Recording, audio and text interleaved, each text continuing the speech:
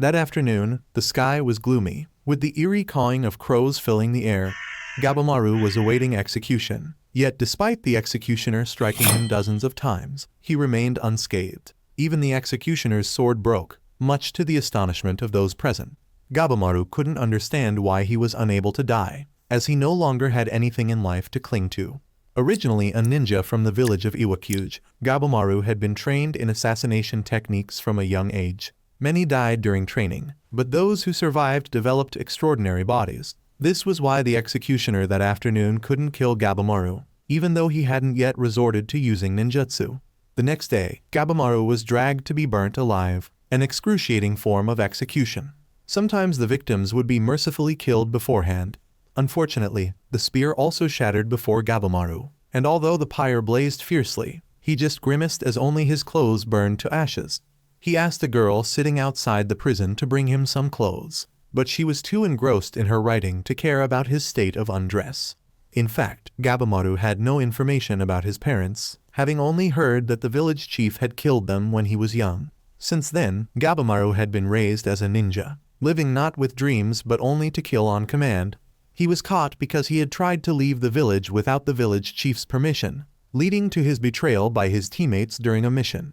The next day, Gabamaru was taken out to be torn apart by bulls. A human's legs might withstand about 50 kilograms, but a bull can exert over 950 kilograms of force. This method not only tore the legs but also ripped the criminal's body from groin to chest. As soon as the straw on the bull's back was set on fire, the animal would go mad and run desperately. However, Gabamaru barely flexed his legs, and the bulls couldn't move. Eventually, both animals collapsed, frothing at the mouth. It was then that the girl approached Gabamaru and asked why he had resisted death when it was near. Despite his earlier wish to be killed, Gabamaru coldly uttered 3 words that he had nothing, being the best in Iwakagakure, recognized by the village chief, who had allowed him to marry his daughter.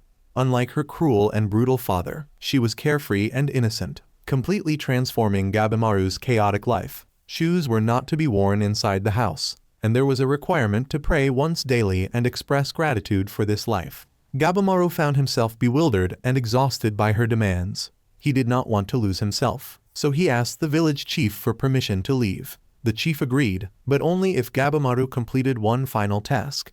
Gabamaru knew it was a trap, but even if he escaped, the villagers would still pursue him. He realized that he should not have opposed the chief from the beginning. That evening, someone warned the girl not to get involved with Gabamaru, the soulless monster who had killed 20 people before his capture. Meanwhile, Gabamaru was questioning himself why he could not accept death, deciding to let the next day end it all. This time, he was thrown into a vat of oil heated over 370 degrees, but once again, he resisted death. After many failures, the judge resorted to the most reputable method, Sajiri. The girl who had been documenting the information over the past few days was not just a sword tester sent from Edo, but also an executioner from the renowned Yamada family. This family had been practicing as sword testers and executioners for generations, hence their impeccable reputation. For the first time in his life, Gabamaru felt the prospect of his head being severed from his neck, realizing that the woman before him was no ordinary person. His hands shattered the chains before he was even aware of it, and in a blink, Sajiri appeared behind Gabamaru. Fortunately, his body's instinct to dodge reacted in time, but the sword still slightly nicked his neck. Sajiri continued to charge, but Gabamaru jumped away, avoiding the strike and shockingly realizing that he might not want to die yet. Due to her profession, Sajiri had witnessed the final moments of many people, from which she learned to discern the emotions of a person before death. After hearing Gabamaru's story, Sajiri concluded that he was still haunted by thoughts of his wife. This statement struck directly at Gabamaru's heart, and he swiftly grabbed a sword to attack Sajiri. She blocked the attack and said he could not die by execution because of his feelings for his wife. Gabamaru angrily shouted that he was a soulless man without any emotions, except that his wife was the only one who said he was not like that. She described him as kind-hearted because he neither despised nor feared the burn scars on her face. In the village of Iwakagakure, men were warriors and women were mere breeding machines. No one was allowed to live as a true human being. It was her own father who caused the burn scars on her face, to prevent her from living like a normal woman, but it did not extinguish the hope in her heart.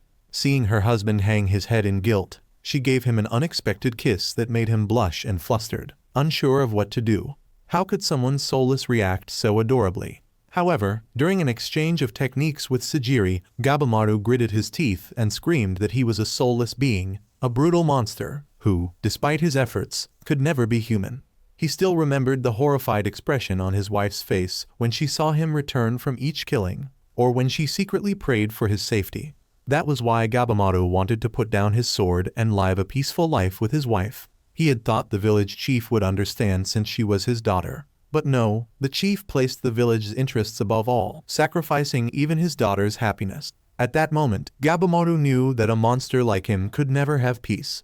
Just then, Sajiri produced a special pardon, which not only cleared all of Gabamaru's criminal charges, but also granted him the protection of the shogun. Neither the courts nor the ninja village could touch him now, but in return, he would have to go to hell. Of course, this hell was not the afterlife, but rather its opposite.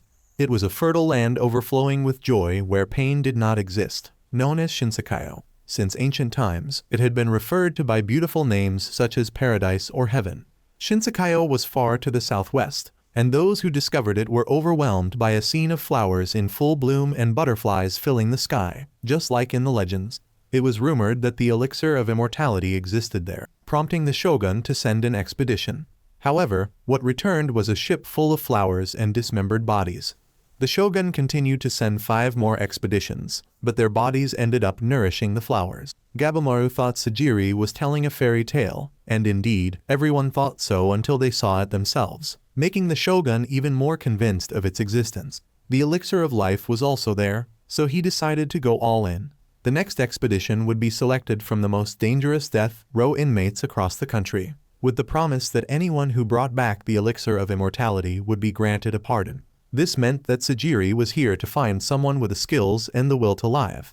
On her way here, she had heard that Gabamaru's wife was still in the village of Iwakagakure. Since his capture, she had lived a reclusive life, speaking to no one, presumably still waiting for his return. The only way for Gabamaru to reunite with his wife now was to go to the mysterious island with these dangerous criminals and compete with them for the pardon. Before Gabamaru could respond, the judge spoke up in opposition, even threatening to kill Sajiri if she interfered. However, as Gabamaru's tears fell, signaling the end of the game, he suddenly performed a ninjutsu technique called Ko-H-CFA, turning himself into a blazing torch that killed all the bearded men inside the prison, while Sajiri subdued the judge. Gabamaru then agreed to search for the elixir of immortality, but was annoyed by the detour through Ito. As he resolved himself, his mouth blurted out in annoyance, and Sajiri warned that if he did not want to go, the deal would be off. So he quickly said he would cooperate peacefully with her. Now, no matter what had to be done, Gabamaru was willing to do it all, just to survive and return to his beloved wife. Returning to Sajiri's childhood, her father was once requested by a convicted storyteller, who was about to be executed, to behead him while he was still telling his tale. Of course, he agreed to the request, delivering a strike so swift that the criminal did not even realize his head had been severed from his neck. It was a perfect, painless cut, free from any emotional entanglement, and it became Sajiri's goal to execute such a strike. As she grew up, her ability to execute a clean cut was considered very good for a woman. Yet her strikes still harbored doubt and fear, causing the criminals a painful death. This was pointed out by another colleague of Sajiri's. She promised to improve but saw little progress. The truth was clearly reflected in the blade. Sajiri's sword grew increasingly heavy with fear, causing suffering to the criminals. She did not know how to eliminate the doubt and fear in her heart to reach the pinnacle her father had. Returning to the present, the 30 most notorious convicts in the country were brought to the 11th shogun, Nagi Roshi. Sajiri checked the names of a few of them, ranging from murderers to arsonists, even including a former policeman. Initially, they loudly insulted the shogun, but when they heard the announcement that they could go to Shinsakayo to obtain the elixir of life, they would be granted amnesty regardless of their crimes. The atmosphere immediately changed. A convict known for killing women and children shuddered with joy. With this decree, he could act freely without fear of retribution. Sajiri wondered if she could kill this demon without hesitation. Meanwhile, other convicts rejoiced upon hearing the announcement. But Gabamaru appeared bored, yawning repeatedly. His distinctive white hair and small stature made him stand out, causing the purple-haired woman behind him to recognize him as the soulless Gabamaru. She expressed her disappointment, noting he looked more worn and torn than rumored. Standing nearby, Sajiri was still preoccupied with the thought of beheading Gabamaru. Looking at him now, seemingly harmless, she felt far from the dreadful rumors about him. Perhaps that's why, imagining Gabamaru's death, Sajiri felt such fear that she began to sweat coldly. At that moment, the shogun's subordinate was preparing to explain about Shinsekai. But the criminals were uninterested in such matters. They were unmasked and witnessed firsthand the only person who had recently returned from the expedition. When he returned, his body was covered in tumors that blossomed into something unrecognizable as human the next day. Another 60 members are still missing, and the shogun's side has no clues about what happened on the island, except for this living corpse. Hearing this, the criminals immediately changed their minds about going. A dark-skinned young boy then asked what if there was no elixir of immortality on the island, causing a commotion among the others. A tall man responded that participation was voluntary, and anyone who didn't like it could leave. As soon as he finished speaking, a large yakuza immediately stood up to return to his group. But he hadn't gone far before a member of the Yamada family casually requested his head. Now, the convicts had no other choice. Each prisoner on the island would be supervised by a Yamada family executioner, and any disobedience would result in immediate beheading. Should their supervisor die, whether by accident or murder, the prisoner would also be executed. If they did not stay with their supervisor, they could forget about returning to the ship. At that moment, the shogun added another requirement. Since the number of boats and Yamada family executioners was limited, the number of prisoners needed to be reduced before heading to the island. Hearing this, a blonde-haired man strangled the person above him to death, essentially suggesting they slaughter each other. Thus, a deadly arena was opened, and a blood-soaked killing spree officially commenced. The prisoners attacked each other like wild animals, their hands still bound. They used every method of killing from strangulation to throwing stones at each other's faces, each desperately trying to secure a spot on the island. Old man Nagi Roshi watched with interest, as such battles were rare these days. Meanwhile, his subordinate standing beside him cursed him as a fool, seeing nothing commendable in watching the prisoners annihilate each other. Nagi Roshi was particularly interested in those with a red mark, because they possessed special skills like supernatural abilities. For instance, the blonde man who had just smashed his elbow into another's face was the leader of a bandit gang deep in the Iso Mountains. The purple-haired woman had participated in a raid on Sajiwa Castle last year, and defeated all its retainers. The bearded man, known as the Dragon Sword and Unmatched Awakening, was a swordsman, and the large, muscular man lying sprawled on the ground over there was said to be impervious to any weapon. But more extraordinary was Gabamaru the Soulless, a living legend among assassins, who now stood motionless amidst the chaos. Iren advised Sajiri to get used to such scenes, warning that it would be even more fierce and brutal once they landed on the island, questioning whether she would then be able to kill. Seizing the moment, Iren reminded Sajiri that she was not suited to be an executioner. A warrior's daughter should live a peaceful life at home, away from the cruel fate of an executioner. If possible, Sajiri would have done just that. Having grown up amidst the strong smell of blood, she had tried to deny her family's legacy. But the Yamadas had always earned their living through the death of others. As a member of the Yamada clan, Sajiri was bullied by her peers and often returned home to cry in her mother's arms. She had intended to turn a blind eye until the truth reflected through her sword made it clear she was the daughter of an executioner, and she couldn't live a normal life like other girls. At that moment, a few prisoners planned to ambush the executioners to escape, targeting Sajiri because she was a woman.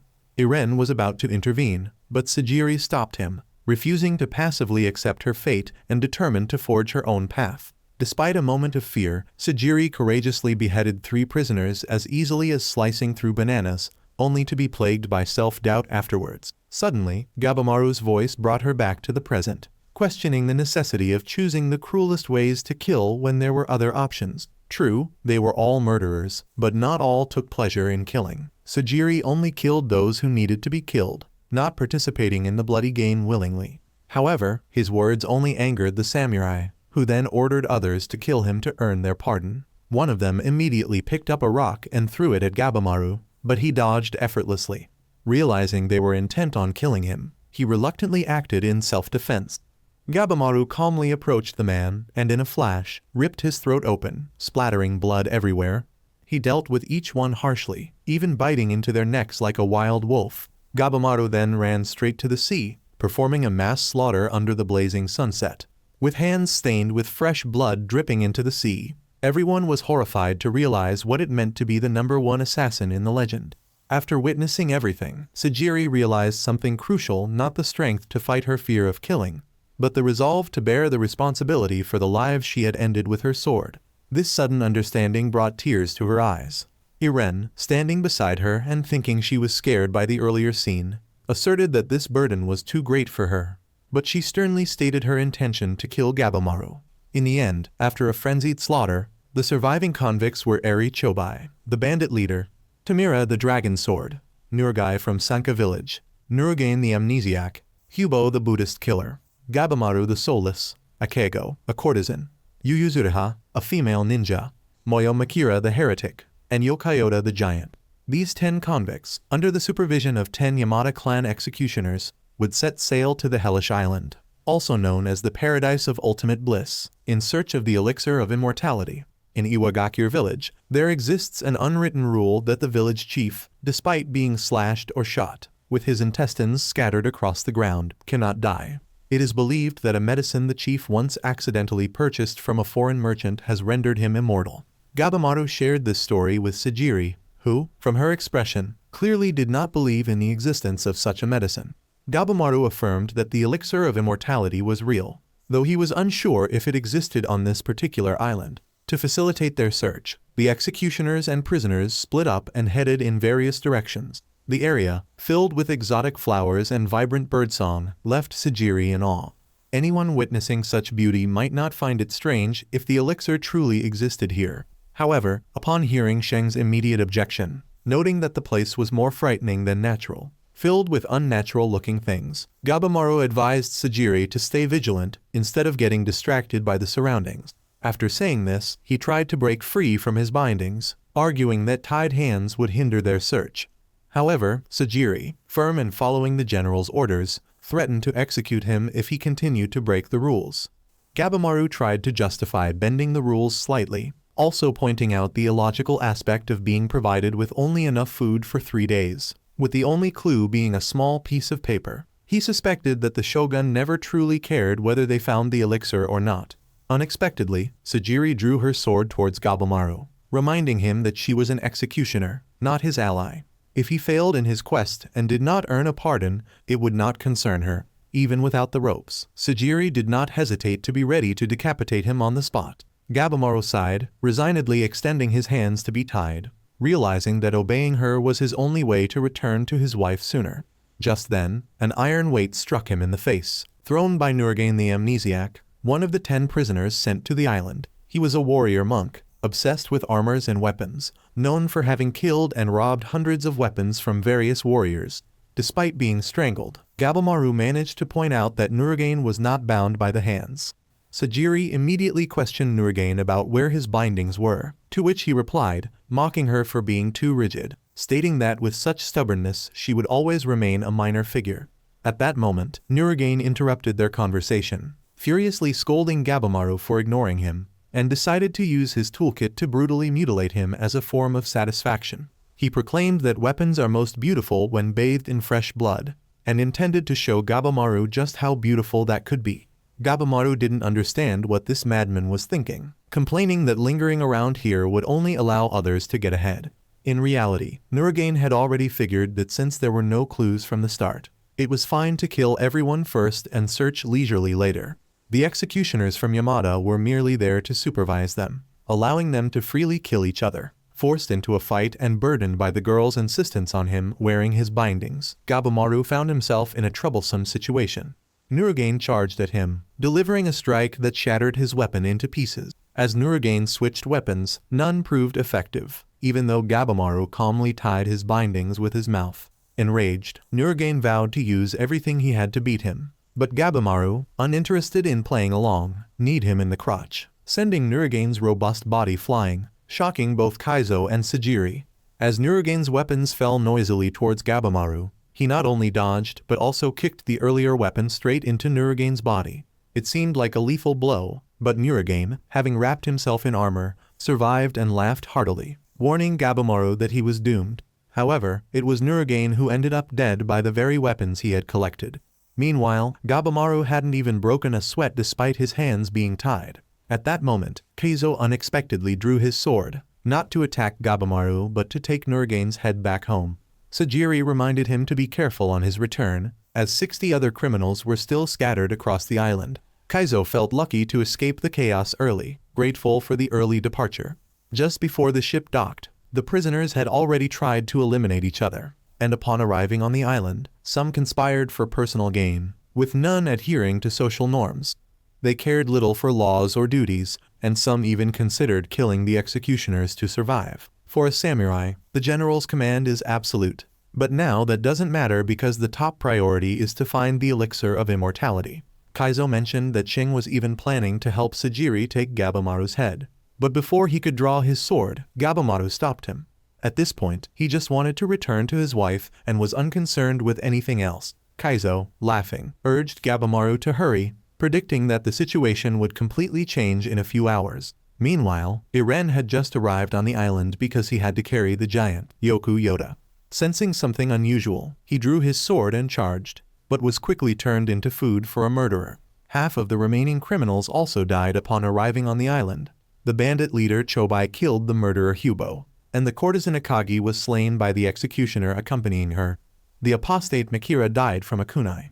Keizo believed that even if everyone died in this expedition, there would be another, as the government had secretly allied with Iwagakure village. Even the executioners were not safe, as Keizo heard that the next leader of Yamada would be decided after this incident, so ambitious individuals might not spare Sajiri. Reflecting on Keizo's words, Sajiri realized they were quite accurate. It had been many days since she first met Gabamaru, yet she still couldn't truly understand his nature. While she was deep in thought, Gabamaru suddenly attacked her, proving that no one, especially not the ruthless killers, could be trusted. Gabamaru's parents had wanted to leave the village right after Sheng was born. Being veteran ninjas, they were mercilessly killed by the village chief. This was a lesson for Gabamaru, that emotions could weaken a ninja, and if not strong enough, one couldn't protect oneself, let alone those one deeply cherished. Currently, Gabamaru and Sajiri were engaged in an intense battle, with the sound of clashing swords ringing bitterly. Gabamaru had to find the elixir of immortality at all costs before the village forces arrived. Thus he was compelled to kill Sajiri as she was obstructing him. Meanwhile, Sajiri knew she had to finish Gabamaru, but for some reason, she hesitated. Gabamaru also wondered why he hadn't killed Sajiri yet instead of just blocking her attacks. His wife once told him that this meant he no longer wanted to kill, and advised him to accept and listen to his own emotions. A person with a strong will is one who is honest with their emotions. Thanks to his wife, Gabamaru began to express his emotions, but this also led him to experience hatred, thus allowing emotions to influence his subsequent missions. Even now, Gabamaru had many opportunities to finish Sajiri, but he couldn't bring himself to do it. Continuing like this, survival on the island, let alone a pardon, seemed impossible. Recalling the village chief's words that without strength, one cannot protect anything, Gabamaru decided to break Sajiri's sword, yet she resiliently drew her scabbard to counter. However, at the last moment, she was subdued under Gabamaru's blade, the emotionless demon within him ready to kill another without hesitation. Yet at the decisive moment, Gabamaru found himself unable to strike. It was then that Sajiri suddenly realized something. Every time he killed, it looked as if he was bearing something terrible. It seemed that Gabamaru too struggled with inner emotions similar to hers. Gabamaru, infuriated to tears by his own weakness, wondered how he could ever reunite with his wife if he continued to be so feeble. Sajiri gently told him that it wasn't weakness but the seed of strength, suggesting that true power comes from facing one's emotions. She declared that if Gabamaru could repent, face himself, and find the right path again, she was ready to follow him to the end. She wanted him to prove that even a criminal like him could overcome his ego to start anew. Sajiri realized that she too needed to face her own emotions to become stronger. Through their recent battle, they gained a deeper understanding of each other, and began to place their trust in one another. Meanwhile, in a different scenario, the samurai Tamira had his hand burned by a human-faced butterfly. He immediately amputated his hand to prevent the poison from spreading throughout his body. The executioner Kuchai was shocked, but realized the severity of the situation when he saw the severed hand turn dark and sprout flowers. Soon after, a host of bizarre creatures surged in, and the ground shook violently due to the appearance of a long-tongued demon. On the other side, Gabamaru was also facing an extremely strange creature. Reviewing the past of Long Keen Tamira, after days of wandering without finding a worthy opponent, he agreed to join under Tatsumi, a boastful man who always bragged about his large mansion. It was only for the sake of food and clothing, and the dragon in his name, that Tamira reluctantly accepted. However, once during a drunken night, Tatsumi mockingly stated that Tamira, nicknamed Dragon Sword, could not kill a real dragon, which led him to furiously destroy the dragon statue on the gate and the liver of that timid dead dragon, resulting in his expulsion from the clan and a death sentence. Tamira wanted to obtain a pardon to gain his freedom, and then continue to refine his swordsmanship and split that mansion in two. Kuchai could not comprehend this twisted thinking, while Tamira did not understand why he carried surgical knives. Kuchai explained that the Yamada family was known not just for swordsmanship, but also for medical practices. Kuchai's specialty was performing autopsies to advance medical science. Suddenly, Kuchai drew his sword in warning, presenting sudden death before Tamira's eyes, prompting him not to ask further and to walk away. Tamira's plan was to eliminate other rivals and then search for a mythical elixir, a view Kuchai quite agreed with. Meanwhile, Gabamaru's opponent at that moment was a bizarre creature with a fish head and a human body. It suddenly snapped the rosary in its hand and launched a Gamu no attack at Gabamaru. However, Gabamaru not only dodged but also shattered its mouth, although he was then caught by the creature and slammed to the ground, fortunately managing to escape. This creature was unlike anything Gabamaru had encountered before, and by ninja law, he should not engage with it. Debating whether to flee alone or with Sajiri, he was suddenly grabbed by the sharp tail of the creature and thrown away. Gabamaru was already severely injured by just one opponent, and now, a horde of gigantic monsters was approaching. Faced with their menacing smiles, Sajiri felt a bit scared. Meanwhile, Gabamaru had already entered battle mode. He charged like lightning, using his fire technique to burn the long-haired monster, and then decapitated another demon. At that moment, Gabamaru's mind was filled with only 3 words: kill to live, while Sajiri stood below, merely staring in shock. Everything she was witnessing was completely different from reality, and in a moment of distraction, Sajiri was approached by a creature from behind, and moreover, blocked from retreating by the murderous horde. Initially, Gabamaru intended to let the creature eliminate Sajiri in his place, but then he teleported to sever the creature's arm to save her. It was only after everything had calmed down that he realized what he had just done. The green creature, planning a sneak attack, was split in half by another swordsman. That was when Yusuriha appeared, a ninja like Gabamaru, who wanted to become close friends with him. Remembering his wife's advice to express gratitude when helped, Gabamaru bowed in thanks before asking what Yusuriha wanted from him. There seemed no reason for her to assist him in their fierce struggle.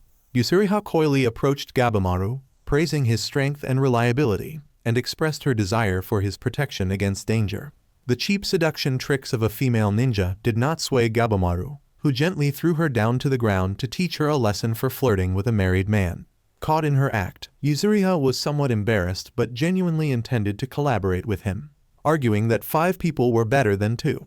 Before discussing further, Sajiri questioned why Yusuriha had 2 swordsmen as escorts. In reality, Genji was responsible for dealing with traitors, but he had been deceived and killed by Yusuriha, who believed one person was not enough to supervise her and thus followed her. However, Gabamaru and Sajiri quickly realized that Genji had fallen for Yusuriha's charms rather than following any ninja code. The person originally responsible for escorting her was a chubby man named Senta. Yusuriha quickly silenced him and continued to persuade both sides to cooperate. As soon as Sajiri agreed, the ninja woman immediately hugged Gabamaru tightly, resulting in her being thrown to the ground a second time. This time, however, Yusuriha did not remain passive. She quickly pinned Gabamaru's neck close to her face and explained that even if the elixir of immortality was found, only one person would be pardoned, so they might as well use each other until the very end. Whispering these words, Yusuriha finally released Gabamaru, not forgetting to act coy and beg in various ways, making him nauseous. Yusuriha stopped playing and seriously proposed a deal. She would provide information in exchange for borrowing Gabamaru's strength. The bizarre creatures they had just encountered were nothing compared to the bugs here. The human-faced butterflies could poison and hallucinate their victims on close contact. Yusuriha had learned this through Makiya, whom she had befriended and sweet-talked into becoming her test subject. The centipedes looked somewhat creepy, but only fed on dead bodies. so they were not a concern, and other insects would not attack unless provoked.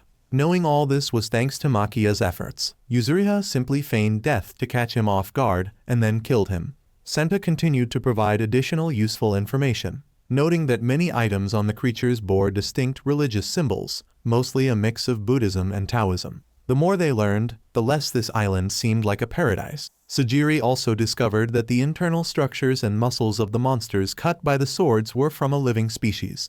At that moment, Yuzuriha excitedly stated that collaborating to gather information was the right thing to do, which made Gabamaru wonder why she was trying so hard. It turned out Yuzuriha had a sick younger sister, and had turned to the path of the ninja due to a lack of money for medicine, and she shared her hardships in training to become a ninja. However, Gabamaru knew from just the first sentence that this girl was bluffing. In reality, Yuzuriha had no particular reason. She simply did not want to die young. Gabamaru still had one more question. What exactly had she done to Makiya? Yuzuriha squinted mischievously and claimed she did nothing, while subtly warning him not to pry into others' affairs if he didn't want to die young. Gabamaru then agreed to cooperate, making her so happy that she lunged to hug him, only to be kicked away for the third time. Sajiri watched their playful banter, questioning what she had accomplished since setting foot on the island. As she pondered this, she suddenly fainted. In another development, the young man Toma was accepted into the Yamada clan after just 1 month of training.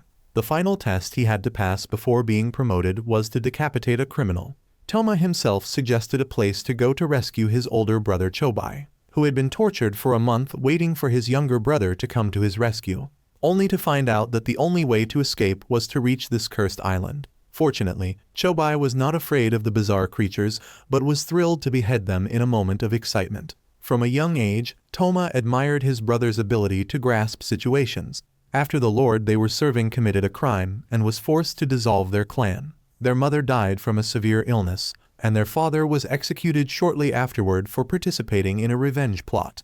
The two brothers knew nothing but to sit and beg at the street corners, being attacked by robbers. Yet Chobai managed to turn the situation around and make enemies into friends. When he grew up, Chobai became a bandit leader sought after and killed, but he still tried to protect his brother, believing that Toma would definitely come back to save him. From childhood to adulthood, being protected by his brother, Toma concluded that the best adapters are the strongest. Chobai was a master of adaptation. If he couldn't grasp the situation, he would flee only to regain control later. Like now, as the two were running, Toma was grabbed by a green monster. However, Chobai kept running, his invincibility stemming from abandoning things that couldn't change. But the once frail Toma was no more. Now he could sever the monster's arm by himself, even holding the creature's back to let his brother escape. Suddenly, Chobai turned back and bisected the monster, revealing he had only gone to retrieve a weapon from the creature. As the brothers were talking, Chobai was stabbed by another creature, bleeding from the mouth, and these creatures could even talk and tightly surrounded the two. In a moment of fear and confusion for Toma, Chobai remembered the day he was sentenced to death and burst out laughing. He leaped up high, splitting the bead-wearing creature in half, then cut another next to it, and continued slashing through the monsters like chopping bananas, with fresh blood gushing like a stream. Toma was extremely proud of his outstanding brother. Recalling the past when he followed the bandits, crying and whining to go home, it seemed absurd for a former samurai's son to turn into a robber. At that time, Chobai had advised his younger brother to just believe in him and ignore everything else. After slaughtering all the monsters, Chobai decided to eliminate anyone who stood in their way, then continue with his brother to find the elixir of immortality. In a state of delirium, Sajiri, as a child, did not understand why her father always looked at her with eyes full of disappointment. Fortunately, she snapped out of her nightmare at this moment. Confused about her surroundings, Genji explained that she had been poisoned by butterflies and had passed out, prompting the group to take a rest in a cave, away from monsters and insects. Although not fully recovered, Sajiri still wanted to supervise the criminals. However, when she stepped outside, she saw Gabamaru busy cooking dinner, Senta sewing clothes, and Yuzuriha taking on the supervisory role. While collecting ingredients for cooking, Gabamaru surveyed the island and found nothing resembling the elixir of immortality. Hearing Yuzuriha ask what he knew about the fruit, he dismissed his suspicions that the village chief was immortal and admitted that it was the first time he had heard of it. So his search was based only on the drawings. Gabamaru also discovered several flower species similar to those found on the bodies of samurai brought back to the mainland. From this, he deduced that all 60 people from the previous expedition had met the same fate, and thus most of the island's flora had once been human. Upon hearing this, Yuzuriha threw the food at Gabamaru's face because he dared to use human flesh for the group's meal. However, Gabamaru explained that he did not use those plants. It was then that Senta suggested that they should not focus too much on the fruit drawings, but also pay attention to the words beside them. The stone statues around the island had features associated with Buddhism and Taoism, raising the question of who created them and whether they were still living there. Sajiri did not think there was anyone on the island besides them, as both the monsters and insects were too dangerous for humans. The ecology and behavior of these creatures were also very mysterious. They had bones but no internal organs or reproductive systems. Their appearance was even more bizarre, with animal heads growing out of deformed human bodies. The religious artifacts worn by the monsters were of poor quality, making them frightening yet simultaneously very foolish. Senta thought that everything had been thrown into a sick and mysterious vortex, rendering all logic useless on this island. Yet, Gabamaru laughed with delight, arguing that a creature that could live without organs was a clue to immortality. The elixir of life existed on this island, and finding it was only a matter of time. Yuzuriha also joked that perhaps the group had died, and this island was the afterlife. Senta dismissed that morbid idea and agreed with Gabamaru's view. At present, they should start exploiting clues by investigating the monsters, observing where and how they live. As dusk fell, casting a radiant glow over the forest, Genji advised Sajiri to take a boat back to the mainland, leaving the rest to him since his criminals had already died. The women of the Yamada house are obliged to marry the next clan leader, so Sagan would not punish her for this. Seeing that Sajiri disagreed because she had not completed her mission, Genji admired her spirit but criticized it as unrealistic. Currently, Sajiri was not strong enough to kill Gabamaru, and her sword was taken from the corpse of the mindless Nurugai. A sword is a warrior's heart, and it is common for a sword to break on the battlefield. Genji acknowledged Sajiri's extraordinary swordsmanship, but as a sword tester and executioner, this island required practical combat skills, which Sajiri lacked and exceeded the limits of a woman. Just then, Senta approached and asked a critical question: whether it would be easy to return when most samurais who came to the island never returned. The proof was right there, as two people were crossing the dense fog to leave the island. Tenya, full of vigor, climbed aboard the boat, only to be scolded as foolish by the boy Nurugai. He suggested that Tenya observe the flow of the water instead of trying to force his way through and exhausting himself. Tenya listened as if enlightened, realizing this was the wisdom of the Sanka clan. He promised to bring Nurugai back safely and ask Sagan for his pardon, as among the criminals, he was the most deserving of life. Just then, they encountered a large ship, thinking it was from the Maku government, only to find the area littered with shipwrecks all over the sea. The surrounding atmosphere was chillingly eerie, and the bizarre creatures were intermittently appearing behind the bones. Tenya drew his sword ready to fight, but Nurugai told him not to do so, though it was too late, as by then, they had been attacked by several tentacles that capsized their boat. After jumping aboard, Nurugai explained that the animals here were very sensitive to light and hostility. Unfortunately, now the tentacles had surrounded them both, and Tenya had no choice but to run and slash at anything in sight while searching for any usable boat nearby.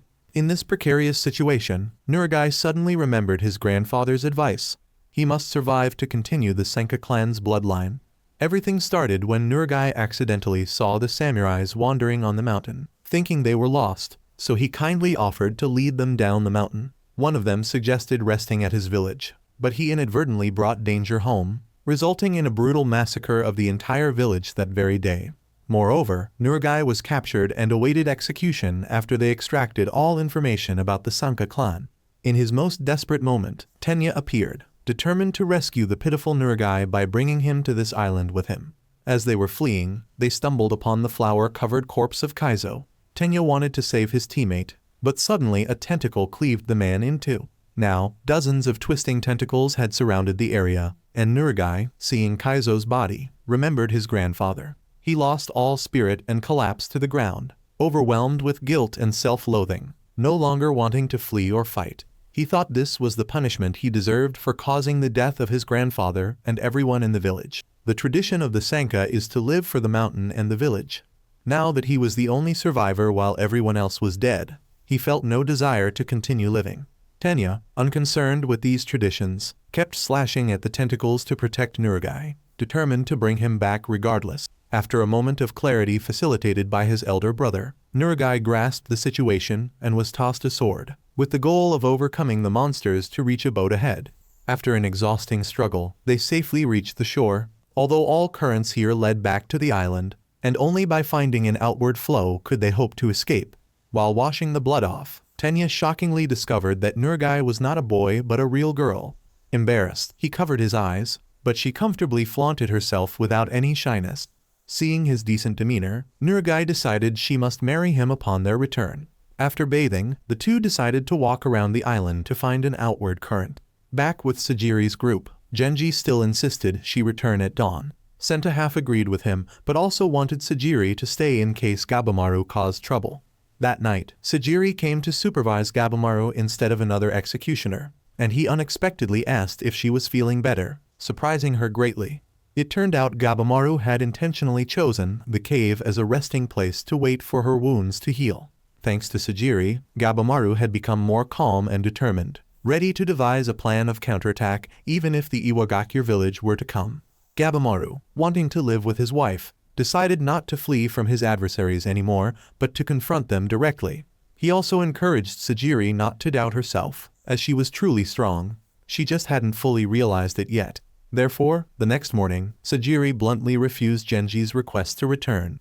She had lived under the judgmental eyes of others for too long.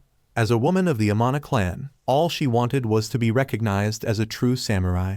She knew she was still weak and inexperienced, but at least she wanted to choose her own way of living. Both men and women can prove their worth when given the opportunity and knowing how to seize it. Upon hearing this, Genji's face darkened, and he drew his sword in anger, proclaiming that the island was a battlefield, not a place for women and children.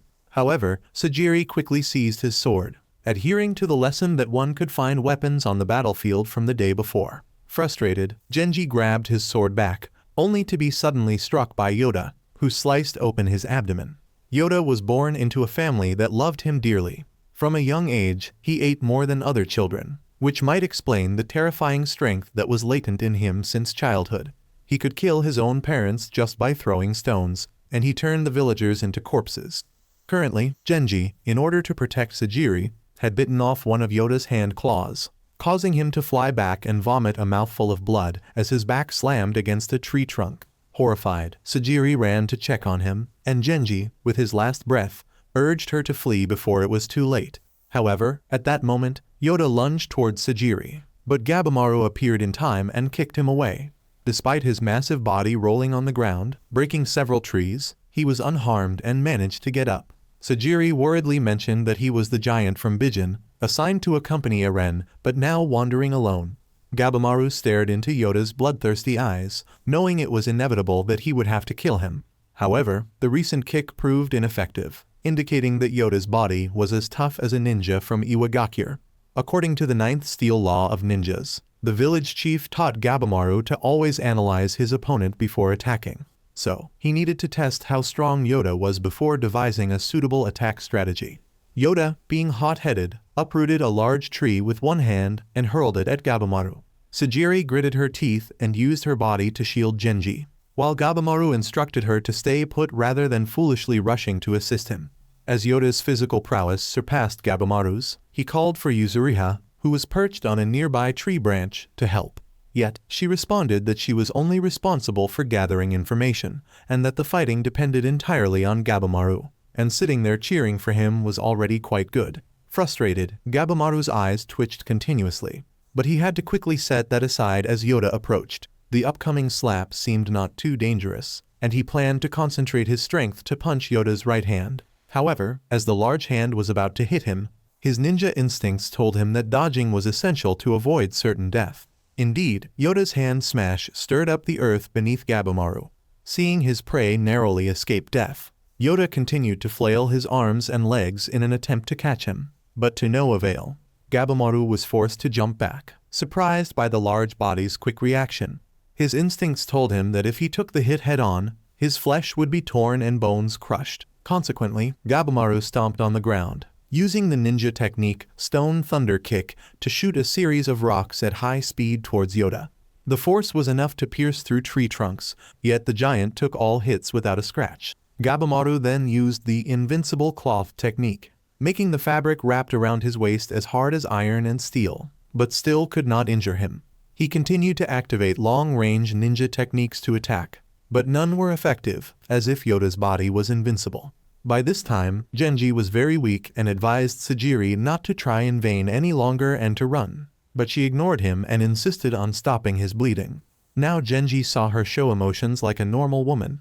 Tears welled in Sajiri's eyes as she said, whether man or woman, what does it matter at this point? She just didn't want her senior, a fellow student, to die before her eyes. Genji finally understood how Sajiri accepted opposition as a part of herself. He acknowledged that she was the embodiment of the middle way, and thus Genji handed over his sword to her, telling her if she was determined to stay in this fierce battlefield, to take the sword and decapitate Yoda to avenge him and Eren. Gabamaru, on the other side, was disoriented as he could not engage in close combat, nor was effective from a distance. He almost couldn't get close to the opponent, but could only dodge. If only there was another person to join the battle, he might find a blind spot. As he was deep in thought, suddenly Yoda screamed because Sajiri had returned and cut off one of his fingers, now more formidable than before. Just understanding the structure of the body, and delivering a sword strike through the spaces between muscles, tendons, and bones, the Yamada swordsman could sever even the strongest bodies, applying this principle no matter how dangerous the opponent was. While Gabamaru and Sajiri prepared to fight together, Senta offered to bandage Genji's wounds. However, Yusuriha, knowing he was not really kind-hearted, kept Senta back to observe a bit longer, suggesting they could still run after the others died. Gabamaru's plan was to behead Yoda, but since his neck was too high, he suggested they split up. Sajiri would handle tripping Yoda from a blind spot, making him kneel, while Gabamaru would keep him busy with counterattacks. Seizing the opportunity, Sajiri slipped behind Yoda to strike at the joint between his legs, but her sword could not penetrate his thick skin. She reminded herself to remain calm, putting emotions aside to let reason lead. Gabamaru signaled to try again, but after blocking a punch from Yoda at that moment, his legs trembled violently. Meanwhile, Sajiri failed to sever his arm, realizing that cutting through Yoda's bones while he was in a rage was very difficult, as his movements narrowed the gaps between his bones, leaving no space for her sword to penetrate. Typically, a beheading is performed when the condemned bows their head, and to kill Yoda with a single blow would require him to bow down. But how to make him bow was the critical question. As the two were strategizing, they heard a gurgling sound from Yoda's stomach, and he suddenly burst into intense crying, his screams sounding like they could punch the listener's ears. Hunger made Yoda lose all reason as he lunged at Gabamaru, burying half of his body under dirt and rocks. Fortunately, Gabamaru managed to struggle free, but blood poured out like a river. His mind was alert, but his body could not move. In this dire moment, Sajiri mustered all her courage to stand in front of Gabamaru. She calmed herself and then flicked her sword lightly, making Yoda's punches ineffective against her. Sajiri turned her emotions into strength, using reason to track her target, not choosing one approach over another but blending them seamlessly. Yusuriha exclaimed in admiration, while Senta explained that the ranking in the Yamada family was not determined merely by pure skill but also by suitability for leading the family. Because Sajiri was a woman, she was only ranked 12th, even though her sword skills were better than the top ranked at the moment. Indeed, Sajiri continuously demonstrated her abilities, deflecting all the powerful punches of the giant, finally exhausting him until he collapsed heavily to the ground. Sajiri immediately seized this opportunity to teleport behind Yoda's neck, but he quickly leaped backward to dodge the strike. However, the time she bought to save Gabamaru was enough for him to devise a new plan. As he activated the Stone Thunder Kick with intense fire on himself, Yusuriha sensed the danger and called Senta to leave quickly. Gabamaru then executed the Stone Thunder Kick with fire, and as he kicked towards Yoda, the giant deflected the kicks in various directions. Gabamaru continued to use fire release techniques to attack Yoda, and while they did not burn him, they enraged him to the point of crying. However, Gabamaru's goal was not just to enrage him. He was striving to set the entire forest on fire. Yusuriha, while running, explained to Senta that they were intentionally burning the fresh branches to make Yoda cry out of anger, which would lead to him gasping for breath and inhaling the smoke, eventually succumbing to carbon monoxide poisoning.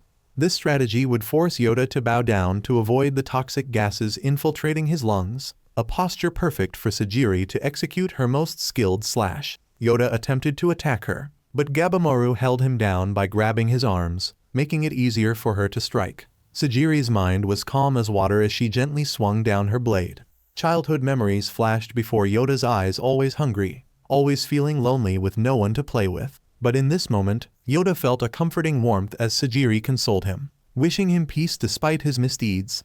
As the fire grew larger, Sajiri had to flee with Gabamaru, leaving Genji behind. The memories surfacing made her tear up. If she did not want anyone else to die, her only option was to become stronger. The fire attracted the monsters of the island, which normally would avoid such events. Gabamaru thought they should follow the direction the monsters had come from.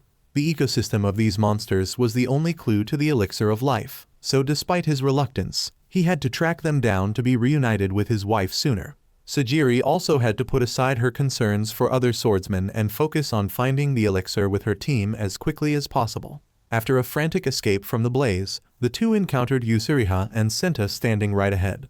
Below the dense fog lay a small village. Potentially Shinsekai. Could this be where the legendary hermits had lived? In a different development, the brothers Chobai and Toma had just farmed a batch of monsters. Chobai drank their blood instead of water, and then asked about the hermits his brother had mentioned. Toma explained that they were an immortal species, mostly appearing as old men and using mysterious spells. Chobai was indifferent to these stories. If they were real, he would kill them all and then search for the elixir of life. While they were talking, they heard a strange noise and Chobai immediately went to investigate, discovering two unfamiliar children, naked and wildly kicking each other. Their impeccable beauty made Toma stare in awe, wondering how they could casually spell out in the midst of the wilderness like this. The blonde girl was both surprised and angry that someone could have reached this far. Meanwhile, the pink-haired girl next to her was intrigued by the two Chobai brothers and had invited them to join her here. The blonde scolded her not to be so crude, then her entire body and voice gradually transformed into a large, tall male figure. At this moment, Gabamaru was no longer surprised by the bizarre things here. What mattered was whether the hermits were friends or foes to them. Suddenly, Gabamaru realized someone was watching him from behind. He immediately followed and quickly caught the pink-haired child, unsure whether they were from the mainland or a local resident. Before he could recover from the shock, he was attacked by a tall tree swinging a club. As the three others caught up, Yusuriha asked if this was some kind of bonsai creature. While everyone was still curious about the tree, the little girl dashed away, and Gabamaru immediately followed, thinking she might know something about the island. He then dodged a strike from the tree with a swift roll and kicked it towards the others to handle. Sajiri quickly followed him, leaving Yusuriha and Senta to deal with the tree trunk. Yusuriha unexpectedly took off Senta's glasses because she didn't want him to see her abilities yet. Then, she drank something that made her body excrete a slimy substance, taking this chance to test whether her new ninjutsu would work on the monster. Gabamaru was closely following the girl, who despite her small size, ran quickly and even managed to knock him over with a fall. Gabamaru was so astonished that a small child with slender arms could do this.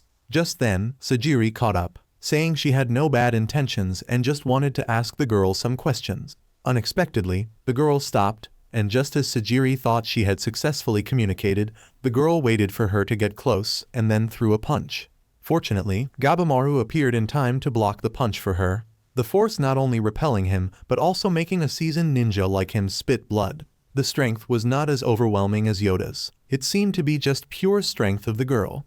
Gabamaru didn't know if she was human, but at least seeing her like this made him want to handle things gently. Unfortunately, Gabamaru's wife was waiting at home, and he needed to complete his mission as quickly as possible, so he resorted to drastic measures. Specifically, he used the vines in the forest to tightly bind the little girl and hang her up high. Faced with Gabamaru's menacing look and threats, the pink-haired girl was so scared that she burst into tears, and even after being released, she continued to cry. Sajiri had to embrace and soothe the girl to stop her from screaming, indicating that she was just a normal child. When they returned to where Yusuriha and Senta were, everything had already been resolved. Gabamaru was eager to extract information from the girl, but she was still crying, and thus he couldn't ask anything. Suddenly, the wooden creature rose up trembling, telling them to return the girl to him in exchange for guiding them to the village. Seeing a creature on the island that could talk stunned the group, except Yusuriha, who calmly declined the wooden creature's offer. This creature tried to tempt them with food, but to no avail, until he mentioned a bathtub, which immediately excited Yusuriha to follow him right away. Sajiri wasn't sure whether this was a right or wrong move, while Gabamaru didn't care who the opponent was, as long as they provided information about the elixir of life. In case they tried anything funny, he was confident he could eliminate them in an instant. They followed the wooden creature and reached a dilapidated village engulfed in thick fog, which looked very eerie. The wooden creature explained that it didn't look like this 1,000 years ago, then led them to his home to rest. The decorative items in the house were very old, making Gabamaru suspicious that this creature was stalling and not actually living here. The wooden creature asserted his credibility, so Gabamaru tentatively believed him and prepared some questions for clarification. However, Yusuriha wanted to take a bath first and then ask questions, despite Gabamaru stating there was no time for that. But eventually, Yusuriha indulged herself in the bathtub. He scolded Senta for not being strict with her, but the latter, being a swordsman, had no real authority.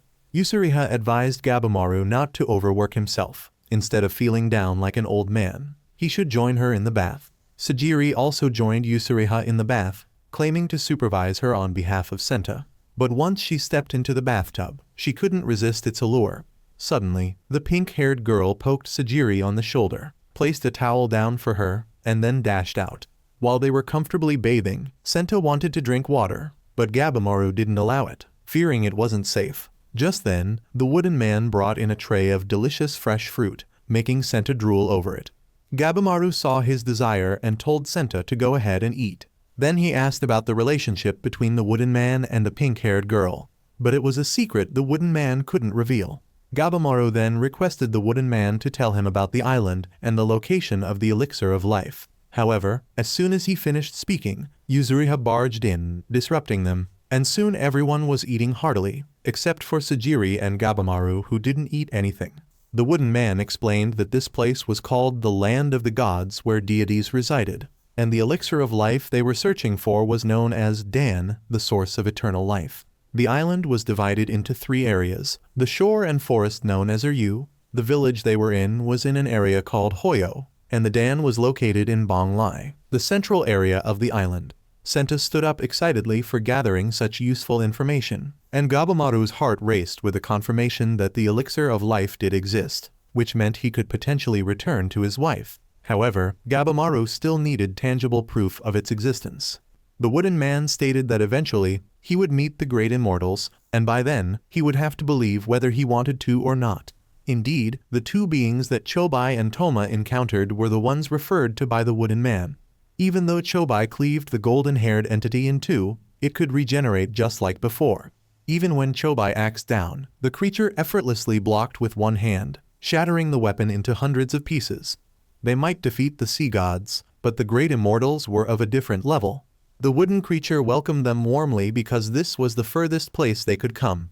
Everyone who came to the island shared the same fate, death. Gabamaru and Yusuriha, hearing this, pointed their weapons at the wooden man, but he slowly insisted he was telling the truth. The great immortals killed all who trespassed on the island because they were the most important beings on the island. They commanded the sea gods and punished the guilty, specifically those who came to the island with malevolent intentions.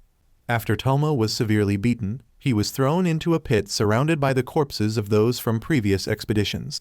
All had turned into beautifully vibrant flowers, yet with a scent of death. Seeing his brother about to share the same fate, Toma immediately ran over to pull the clinging plants off his body. These reincarnated flowers of the island became the source of the Dan. The wooden man demonstrated that it was not merely a legend by breaking his own arm and then regenerating it as good as new, also mentioning that he had lived for thousands of years. Gabamaru questioned whether the pink-haired girl was like him, but was immediately scolded by Sajiri and Yusuriha for pointing his sword at someone's face. The wooden man reaffirmed that this was indeed the land of the gods, and that the fate of those who entered was decided by the gods, with nearly no chance of leaving the island. Later, Sajiri followed Gabamaru to clean his wounds, even though she was nearly falling asleep before. After gathering more information, Gabamaru distilled 2 main points. The elixir of life was located in Bonglai and was protected by the great immortals. Sajiri was still somewhat skeptical about Hoko, the wooden man, and Mei, the pink-haired girl, who were born and had grown up on the island for centuries. They wanted to continue living quietly and were indifferent to the gods or the elixir. Sajiri did not dismiss everything Hoko said, but she was also not ready to accept the truth about the great immortals. According to Senta, the great immortals were high-level hermits, and terms like Bong Lai were from foreign Taoist teachings. Gabamaru advised her to focus on finding the elixir and worry about other matters later. As he entered the bath, he found Mei already there, who started crying upon seeing him. However, Gabamaru, undisturbed, casually undressed in front of her. In his village, it was normal to bathe together, and the two sisters were stunned by the numerous scars on Gabamaru's back. Sajiri also noticed a large scar on tiny Mei's body, and upon closer inspection, realized that Mei's hair and skin were not as soft as they should be for her age. There were bathing products in the bathroom, but no signs of them being used, leading Sajiri to suspect that Mei had not been taught how to use them. Coincidentally, there was also a young man who had never been properly bathed, so she reorganized the bathroom to separate male and female spaces, then taught Mei how to properly shampoo and bathe. Gabamaru, while bathing, remembered his wife. He actually disliked bathing because it made him feel as if his fighting instincts were being washed away. As a result, his wife would often pour a bucket of water over his head, claiming she was the strategist and he was the general, and he should listen to her advice to rest properly. Conversely, Gabamaru also had a command for his strategist. He didn't want her to hide her scar under her hair anymore. She was deeply moved by Gabamaru's acceptance. In truth, she liked her hairstyle that way, but having her husband's support made her even happier. Therefore, Gabamaru also advised Mei not to be ashamed of the scar on her body, as he knew a woman with a large scar who was the most beautiful person in the world to him. Hearing this, Mei ran over and clung to his clothes, no longer afraid of him as before. Meanwhile, Sajiri's view of Gabamaru was also changing. Perhaps he wasn't such a bad person, and was gradually changing little by little. However, the moment of rest and relaxation passed, and Gabamaru was brought back to the harsh reality. He suddenly remembered that his top priority was to rescue his wife, instead of wasting time here with idle chatter. Returning to Tenya's past, he was once a despised and underestimated street youth. Born and raised in the slums, his parents couldn't afford to support him, so Tenya had to leave home. Except for murder, he did whatever it took to make money, living under the sky as he grew up. One day, Tenya accidentally bumped into a group of samurai on the street, who intended to gang up on him but ended up getting beaten down by him instead. Just as he was about to deliver a fatal blow, a swordsman from the Yamada family appeared, pointed his sword at Tenya, and told him to stop.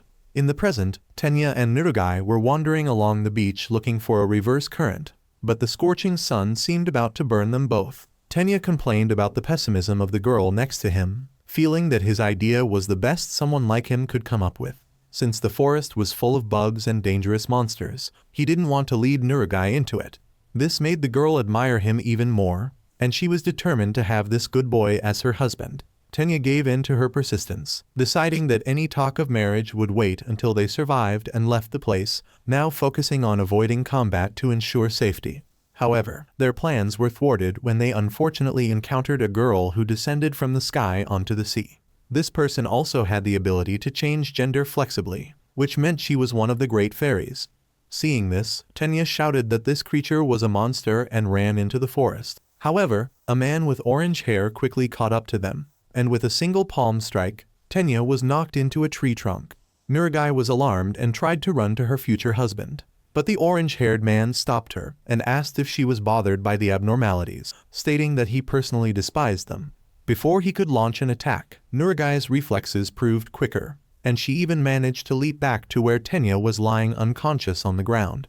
The orange-haired man complimented her on her speed, which was quite good for a human, and then slowly approached them. At that moment, Tenya swung his sword at the face of the orange-haired man, but he healed the wound instantly. Witnessing this, Tenya was shocked and told Nurugai that she must absolutely not engage in combat. Although Tenya wasn't very intelligent, he was proud of the speed of his swordsmanship, launching several deceptive strikes that quickly severed parts of the orange-haired man's body. Seizing the opportunity, Tenya and Nurugai ran deeper into the forest, thinking they had finally escaped. However, the man quickly reattached his body parts and caught up with Tenya, scolding him for ruining his clothes. As he stood blocking their path, a sword suddenly flew and decapitated him as swiftly as a gust of wind. Turning around, Tenya saw his master and cried out, resulting in his master urging them to run as fast as possible. He proudly introduced his master as Shin, while Nurugai was amazed to discover that this person was blind yet moved swiftly. Tenya explained that Shin could see by sensing smells and sounds. After a frantic run, the three stopped to catch their breath. Tenya was out of breath, but still told Nurugai that with Shin there, they had nothing to worry about. While he was boasting about his master, Shin tapped him on the head and pointed out many mistakes of his foolish disciple. Tenya relied too much on speed while his movements were extremely careless. Facing such an opponent, he should aim at the head or legs first, ensuring each strike was decisive. Each reminder was accompanied by a tap on the head, which embarrassed Tenya, yet he felt relieved to have his master there. Shin was also happy that his disciple was all right, having thought the last time he saw this young man was on a boat. It was then that Tenya realized his master was alone without any prisoners. Shin explained that he had completed his duty and was preparing to return home. However, he couldn't find any current leading off the island, but after much effort, he finally found the only way out. However, Shin heard a noise and detected a presence he had never encountered before, which posed a challenge for someone blind like him. So, he decided to go back and search for more people to form a team to return together. Tenya immediately asked to join, but Shin first demanded an explanation for why he was protecting a criminal. The swordsman had the right to execute a prisoner if they violated the rules or in unexpected situations. Shin had done so when a female prisoner suddenly tried to seduce him, executing her as gently as possible. While the master was quick and efficient, the student was enthusiastically supporting the prisoner. If Tenya could provide a satisfactory reason, Shin would reconsider.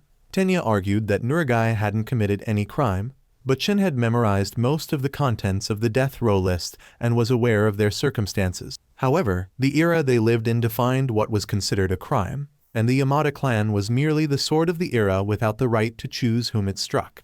Above all, violating the rules was seen as an act of treason by the Yamada clan, where the reckless actions of one could threaten the safety of the others. Hearing this, Tenya immediately countered that it was Shin who had taught him how to wield a sword. Shin had taken in a homeless individual like Tenya because he sensed resourcefulness and potential in the young man. Tenya asserted that the same situation applied to him and Nurugai. She didn't deserve a punishment as severe as death, as she had a lot of potential for development if given freedom. Shin was quite surprised by the sudden maturity of his disciple. Tenya said that it was all thanks to Shin leading the way and that he knew Shin was a good person and understood what he was saying. From someone who didn't care about helping others, Tenya had now become resolute in protecting a criminal. Shin decided to let it go temporarily, but warned that if she threatened the Yamada clan or Tenya, he wouldn't hesitate. Both were taken aback when Shin realized Nurugai was a girl, and he jokingly commented that he too had eyes. At that moment, Shin and Nurugai officially greeted each other, and Tenya, eager to reach the reverse stream, was reminded by Shin not to chatter. The biggest threat they had to face was the orange-haired monster, so they needed a proper strategy to confront it. No sooner had they mentioned him than he appeared. Luckily, Shin reacted quickly and carried the two away, but his throat was also wounded and bleeding, while the orange-haired man intended to take his head. Furious, Tenya charged forward, slashing in rapid succession. But the orange-haired man, now accustomed to his speed, easily dodged. The situation forced Tenya to use the ultimate sword technique, swinging his sword so fast that ordinary people couldn't see it. Yet, the orange-haired man not only dodged but also approached him closely, flicking his finger and puncturing 4 holes in Tenya's body. Recalling the past, Tenya had once asked why Shin helped someone like him. Indeed, Shin saw Tenya as quite rude but recognized his inner potential. Each time he practiced with the sword, Tenya allowed his emotions to overpower his reason.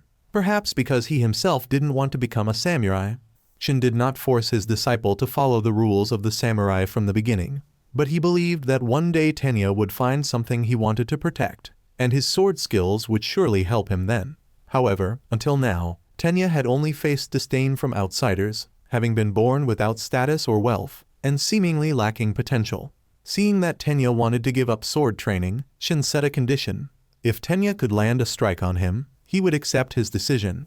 However, Tenya wasn't interested in proving himself that way and sneaked away the next morning. By chance, he encountered Eren, who led him to visit the grave of Shin's brother, Tenshin. Like Tenya, Tenshin was undisciplined. He had talent but lacked motivation. While Shin focused on improving skills, Tenshin wanted to live his own way and left the dojo. One day, Shin had to execute a prisoner, but to his horror, the man under his blade was Tenshin. Despite hesitating for a moment, Shin still had to kill his brother in his role as a swordsman. Tenshin's last words were an apology to his master, which since then had driven Shin to dedicate himself to teaching and helping others. After his conversation with Eren, Tenya immediately returned to the dojo to challenge his master. This was the first time he was so serious about training.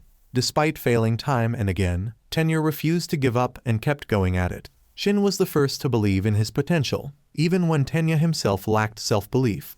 At this moment, Tenya was very weak, having lost a lot of blood which left his fingertips cold, his vision blurring, and his chest feeling like it was about to burst. He felt death was closer than ever but knew that Shin and Nurugai needed his protection. With all his remaining strength, Tenya lunged to fight hand-to-hand with the great fairy in front of him. Even if he had to die there, Tenya was determined to buy time for them to escape. However, after receiving a series of punches, the orange-haired man was still strong enough to tear Tenya's throat. Shin managed to stop the bleeding and drew his sword to rescue his disciple. Struggling to get up, Tenya urged his master to run, but his throat was so painful that he couldn't speak. Tenya screamed in despair as it seemed there was a divine knife separating the master and disciple's understanding. Shin was about to rush forward but stopped abruptly. Then, with a bitter heart, picked up Nurugai and ran. Tenya waited for this moment, then spun around and punched the monster without missing a beat. In reality, Tenya had dreamed of a future in a simple hut with Nurugai, with 2 golden hearts, but dreams are just dreams. After running far from danger, Shin finally stopped, and Nurugai cried desperately, asking him why he had abandoned Tenya, questioning if he wasn't his disciple. Ironically, that was exactly why Shin had done it. Tenya had sacrificed his life to buy time for their escape, and Shin couldn't waste the opportunity that Tenya had paid for with his life. Although there was nothing he could do at that moment, Shin vowed to make them pay. He would always remember the joyful expression on Tenya's face when they had fought together that day. The young man could have left, but he chose to stay. Returning to Gabamaru's group, after searching around the village, Senta found nothing useful, and was more confused due to the many mysteries that needed to be resolved. Senta felt like his head was about to explode after receiving too much information at once, which is why he fell asleep as if dead during that night's watch. Seizing this opportunity, Gabamaru went to look for more clues as he no longer had time to hesitate. The dense fog made it hard for him to see the path, but if the wooden man's words were true, continuing south would lead him to paradise. Indeed, after leaving the forest, Gabamaru reached a clearing with eerie murmurs hidden within the mist. Upon closer inspection, he saw dry, twisted trees clasping their hands in prayer, resembling the Hoko but not reacting as he approached, so he guessed they couldn't move. Senta had mentioned that acting alone was very dangerous, but Gabamaru could not return without the elixir of life. Moving forward was his only choice at the moment. Unbeknownst to him, Mei was hiding behind a tree. Surprisingly, he actually reached the gates of paradise, where gods and hermits resided. Gabamaru looked up at the massive gate, seemingly man-made, and thought that if this was paradise, the elixir of life must be inside. As he was about to enter, a woman with orange hair suddenly appeared behind him. He stared wide-eyed, assessing the figure before him, who looked both similar and different from a human, unclear what breed she might be. Disheartened, the woman with orange hair sat down, lamenting why it always had to be her, then told Gabamaru to go away. She had just fought with the Shin group and was not in the mood for a fight even though her mission was to capture all the humans roaming the island. Hearing this, Gabamaru immediately guessed that they could turn humans into the elixir of life. After exchanging these words, they looked at each other silently before clashing. During the fight, as the orange-haired woman was surprised looking at her arm hanging limply, Gabamaru kicked her head, spinning it 360 degrees. The orange-haired woman quickly recovered and lunged at him, but failed to catch him. Gabamaru realized his opponent was no ordinary one and continued to attack, not giving her a chance to retaliate. After spinning and delivering 3 kicks to the head of the orange-haired woman, he activated the ring technique of painful fire to burn her. Despite being burnt to a crisp, the orange-haired woman was still strong enough to punch Gabamaru against the wall, then transformed into a man, ready to take his body back for medicine preparation. Yet Gabamaru survived the attack from him, leading him to doubt whether Gabamaru was really human.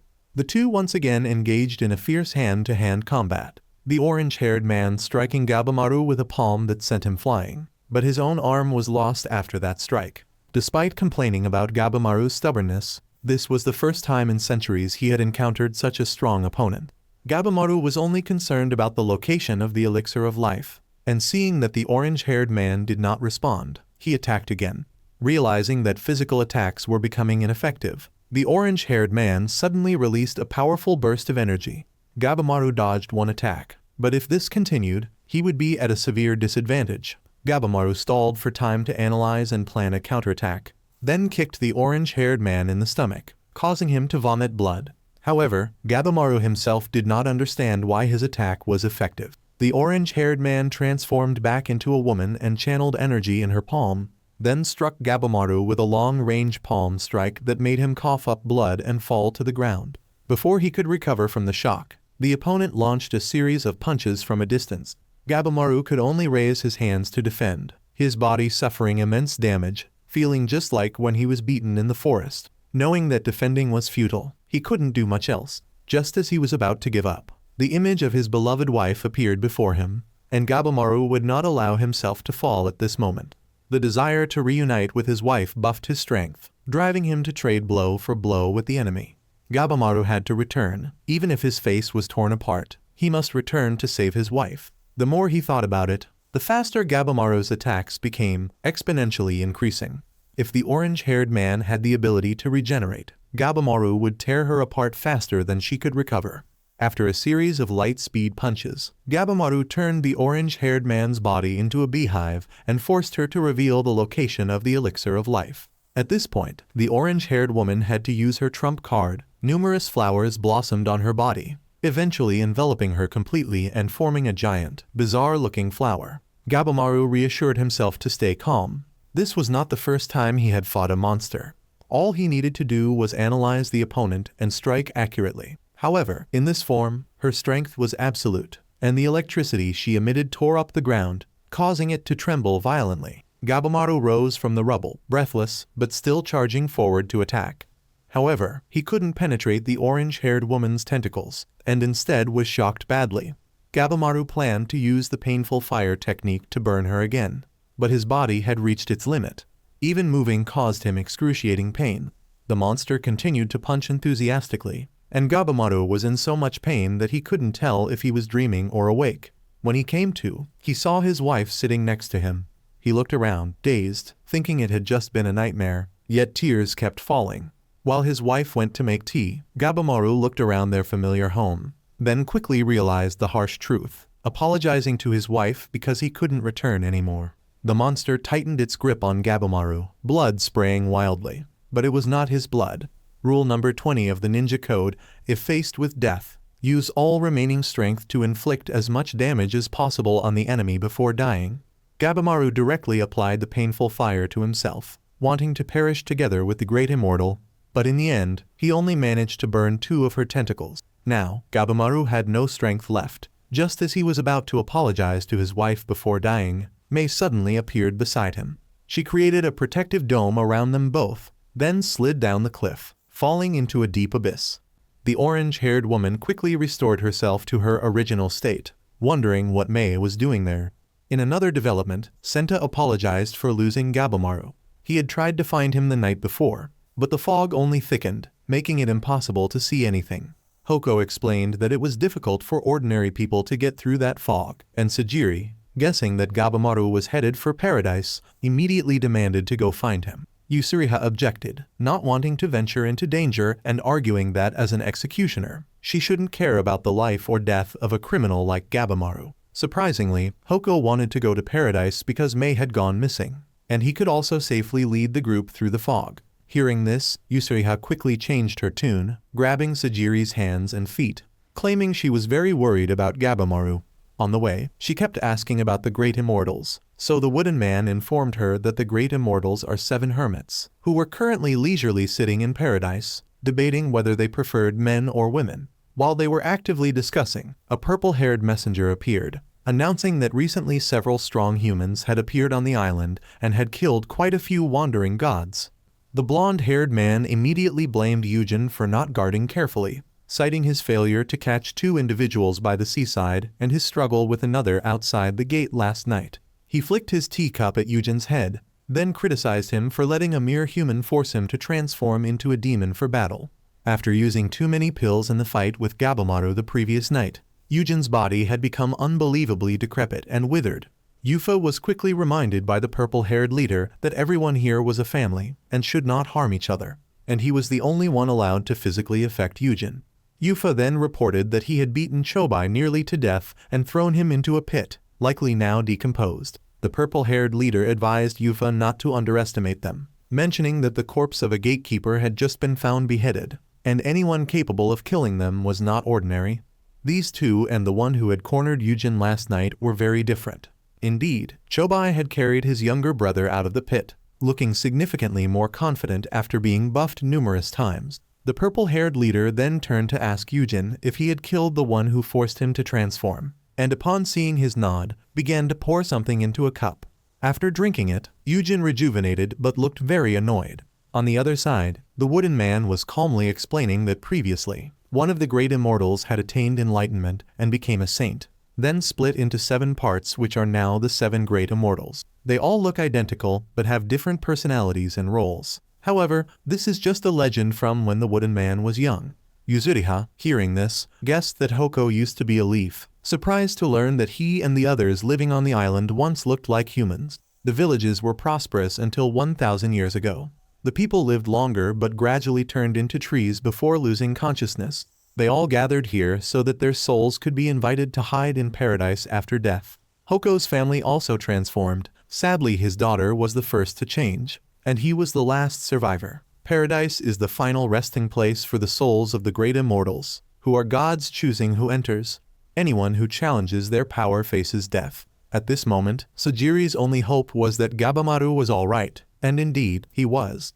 After being saved by Mei and falling into the abyss, Gabamaru concluded that the so-called great immortals were nothing more than monsters. Thus, he could devise a plan to counter them. When they needed more people for the task, Tamara and Fuchai appeared right behind him. Upon seeing Gabamaru, Tamara immediately taunted him, commenting on his disheveled appearance like a torn rag. But the prospect of being stabbed in the stomach by Gabamaru flashed before his eyes. Despite this, given the current situation, Tamira warned Gabamaru not to take any reckless actions unless he wanted to die. Gabamaru himself knew it would be difficult to defeat Longsword without sustaining injuries. From Tamira's stance, he deduced that there was no strength on his left side, implying a severe injury to his left arm. At this moment, both sides understood that the outcome of the blood battle would be the death of both of them. Fuchai quickly intervened, urging them not to waste time on futile matters. However, Tamira thought differently, believing that all battles start by assessing the preliminary movements of the opponent. Still, Fuchai insisted that showing off strength was unnecessary, and what they should do now is gather information from Gabamaru's side. He had a way to achieve this without fighting, so he drew his sword and asked Gabamaru if he was confident he could defeat both of them. Knowing he was at a disadvantage, Gabamaru changed tactics and bent down to ask for their cooperation. Hearing this, Tamira swiftly drew his sword and slashed down quickly. Yet Gabamaru remained seated, unflinching, indicating that the young man had no intention of deceiving him. However, this disappointed Tamira, who needed strong warriors, not cowards who easily bowed before enemies. Fuchai criticized Tamira's narrow-mindedness, wanting to know the real reason Gabamaru readily bowed without hesitation. After hearing him talk about a battle with a figure among the celestial elders, both Tamira and Fuchai were so shocked that they dropped their jaws. While Longsword wondered why he hadn't encountered a worthy opponent, Fuchai was interested in their exceptional regenerative abilities. Of course, Gabamaru was completely clueless, merely wanting to earn a pardon to return to someone, and he would do anything to achieve that. While Fuchai was skeptical, needing more evidence to prove Gabamaru's words were true, Tamira agreed immediately because he was not interested in the pardon but wanted to become immortal. Fuchai thought he would take the elixir of immortality himself until he laughed, saying that approach was too boring. What Tamira aimed for was to make his name resonate throughout the country and become a legend, his image to be remembered in the annals of history forever. Fuchai thought the goal was ridiculously unrealistic, but no one taxes dreams, so Tamira could keep dreaming. Actually, Fuchai wasn't concerned about Tamira's far-fetched dreams, but was very interested in those immortal beings, and he was ready to dissect them as soon as Tamira defeated them. Thus, a 3-person alliance was formed with different objectives. The first thing Fuchai wanted to know was who this pink-haired girl was. Gabamaru couldn't hide his surprise when he saw how Mei had suddenly grown so much. And now she could even talk. Gabamaru immediately rushed to ask Mei to provide information about the elixir of immortality and then apologized to her for being too abrupt, thanking Mei for saving his life. Gabamaru wanted to know if her power was similar to that of the celestial elders, but she said nothing. Meanwhile, Senta, after connecting the data he had with the story that Hoko had told, concluded that this place was not Shinsekayo, but clearly a religious system created by humans. Terms like paradise or the names of the celestial elders were all terminologies used by different religions. All these mixed elements came from interpretations of culture, crudely mixed together, while specific eras and cultures were loosely connected. Ultimately, all evidence led to a name, Makiya, who founded a new religion with the intent to overthrow the government. The religion he established resembled this place because it was patched together from various religions. That was why Senta had always felt something was off about this place, not just in beliefs but also regarding the monsters and the structure of the island. He thought someone had created this island, and even had people return from it unmutated. They could find the elixir of immortality and go home. After pouring out a long stream of thoughts, Senta realized he had spoken a bit too much, but Sajiri highly appreciated his ability, and aside from keeping watch, Senta was really trustworthy. Meanwhile, Yusuriha pointed out an important issue. If what Senta said was true, this twisted ideology had lasted thousands of years, questioning whether they could defeat it.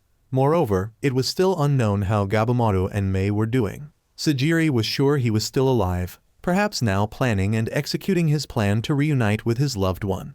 Indeed, Gabamaru was convincing Mei to reveal the secrets of the celestial elders and how to defeat them. Due to Mei's still developing language skills, she could only summarize her thoughts with the word Tao, followed by a few other incomprehensible words and gestures. Gabamaru didn't understand what Mei was trying to convey, and upon hearing the word Tao, Fuchai mentioned that it was related to the concept of Lunsa in traditional Chinese medicine. Simultaneously, Hoko was explaining to the others that Tao is the power that flows through all things. Everything in the world is created by the flow of Tao, and unlocking it is akin to touching the origin of the universe. Yusuriha found the explanation unhelpful, joking that she might have understood it better if there was a handsome teacher present. In another development, Nurugai was hiding behind a tree and then rushed to attack Shin from behind. Yet he countered without needing to turn around. Shin told Nurugai she could do as she wished, but he still held the view that he wouldn't teach her swordsmanship. Nurugai earnestly begged her master to teach her so she could avenge Tenya. But Shin, not wanting to see any more children die before him, refused to teach her swordsmanship and even rejected the title of master from her. Nurugai, in tears, clung to Shin's clothes, saying she couldn't stand watching her loved ones die, and hoped Shin would take her as his disciple. Shin explained that learning this was not something that could be achieved in a day or two, as everything in the world has its own wave pattern. Thus, despite being blind, Shin could still discern Nurugai's height, weight, and even her high bun hairstyle. Utilizing wave patterns not only enhances one's senses, but also physical capabilities. Shin taught Nurugai to arrange her thoughts to sense these waves, neither too intensely nor too quietly. This is also the Tao that Mei and Hoko referred to. Everyone interprets it differently, but all lead back to the same essence. Shin instructed Nurugai to achieve a balance between rage and peace, which would allow her to easily detect waves. This mental state enables a person to exceed their normal capabilities, but it's not a skill that can be easily acquired.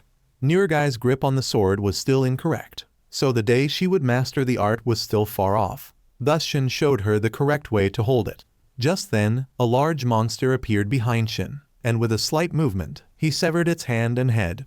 Shin pointed out that the speed of the blade was also something Nurugai needed to consider. Cutting into the fatty parts would make the sword sharper.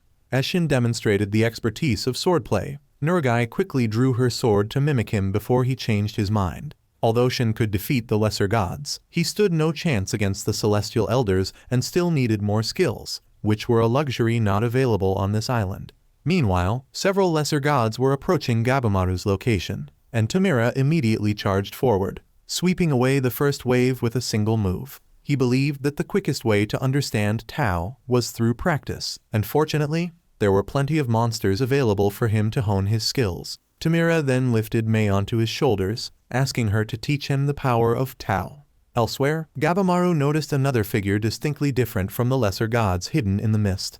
Contrasting with the chaotic scene outside, two celestial elders were happily practicing spelling with each other, anticipating more elixirs from the two brothers, Chobai and Toma, who had been thrown into a pit.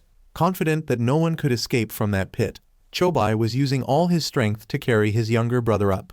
Chobai swore to kill them at any cost, and seeing his brother's determination, Toma agreed to go along and started planning their attack. Chobai boldly stated they didn't need a plan because he had discovered that the celestial elders' weakness was in their lower body. When he cut a golden-haired entity in half, it regenerated from the bottom up, not from the heart or head. They were like plants, so the attack needed to target the root, not the top.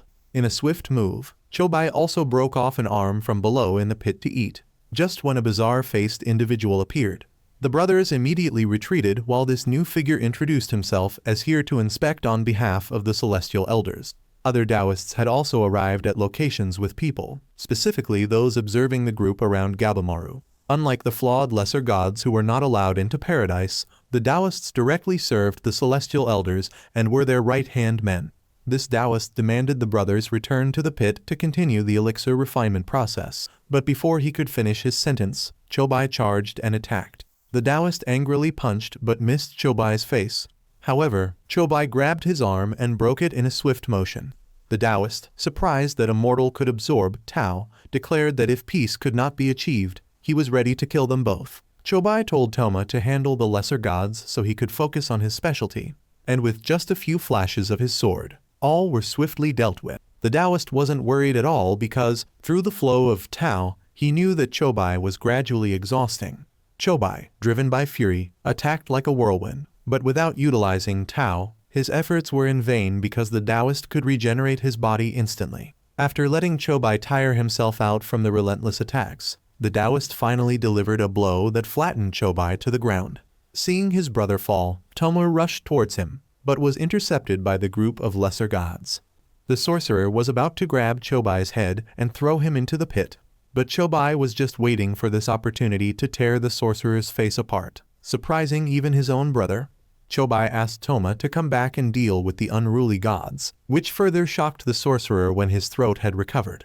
Perhaps being thrown into the alchemy pit had changed Chobai's body, and more surprisingly, Chobai could now see a light emanating from the sorcerer, something that ordinary humans could not detect. Seeing his opponent frozen, Chobai guessed he had hit the right spot. Presumably the light was the key to killing the celestial immortals. At this moment, Chobai's path suddenly strengthened. Realizing this man was too dangerous, the sorcerer was forced to kill him immediately before things escalated further.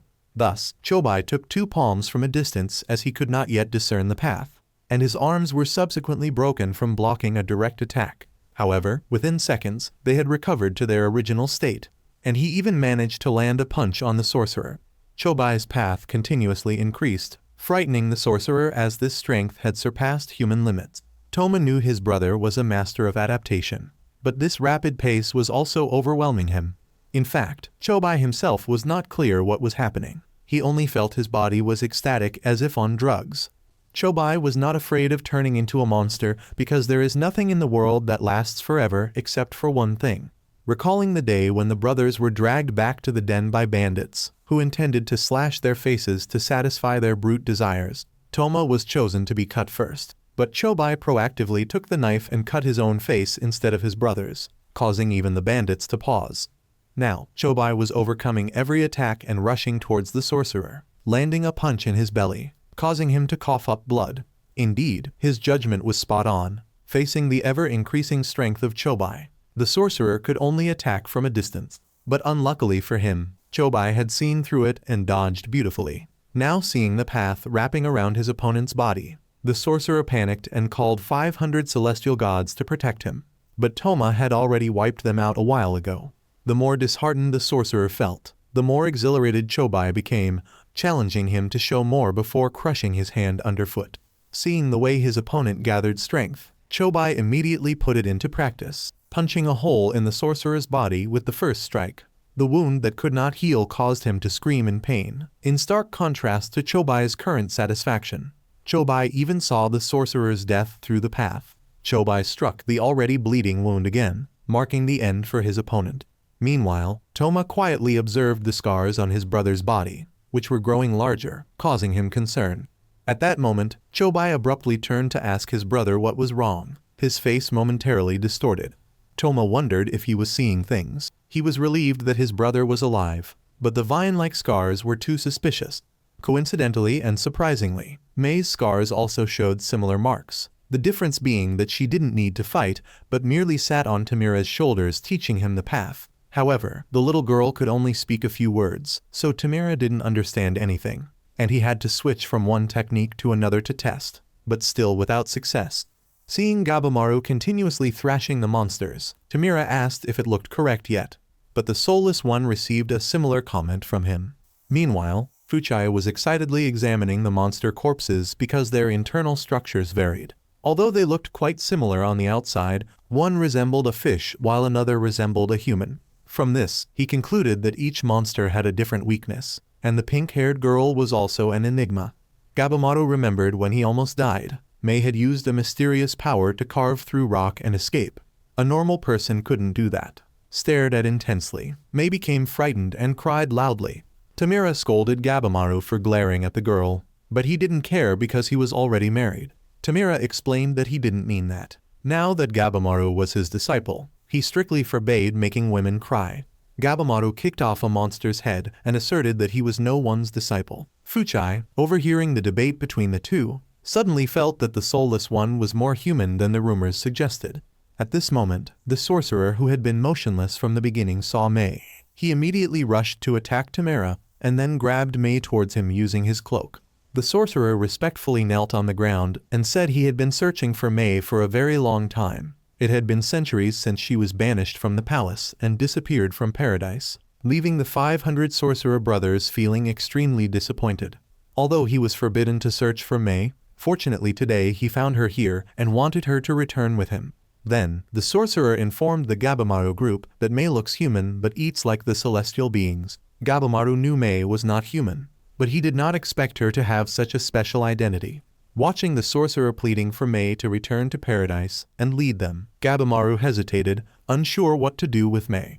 But when he saw her tearful eyes, he didn't hesitate and jumped in front of Mei, surprising both his teammates and the opponents.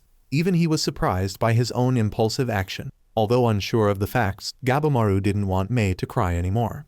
The sorcerer, finding Gabamaru too troublesome, called more teammates to transform them all into pills. Immediately after, snakes and butterflies converged here, as they are the masters of these insects. While Gabamaru was carefully planning how to approach them, Tamira had already taken the initiative to slash the centipedes. He thanked them for taking his left arm, so now his sword skills were even stronger than before. While he was enthusiastically speaking, the sorcerer struck Tamira's face with a palm. Gabamaru immediately recognized it as an invisible attack and warned Tamira not to act recklessly. At this moment, the centipede user charged at Gabamaru while Tamira dealt unexpectedly with the butterfly controller. Due to the close distance, Gabamaru accidentally punched Tamira. The sorcerer disdainfully said they were not his match and had nothing to do with Mei, so why bother protecting her?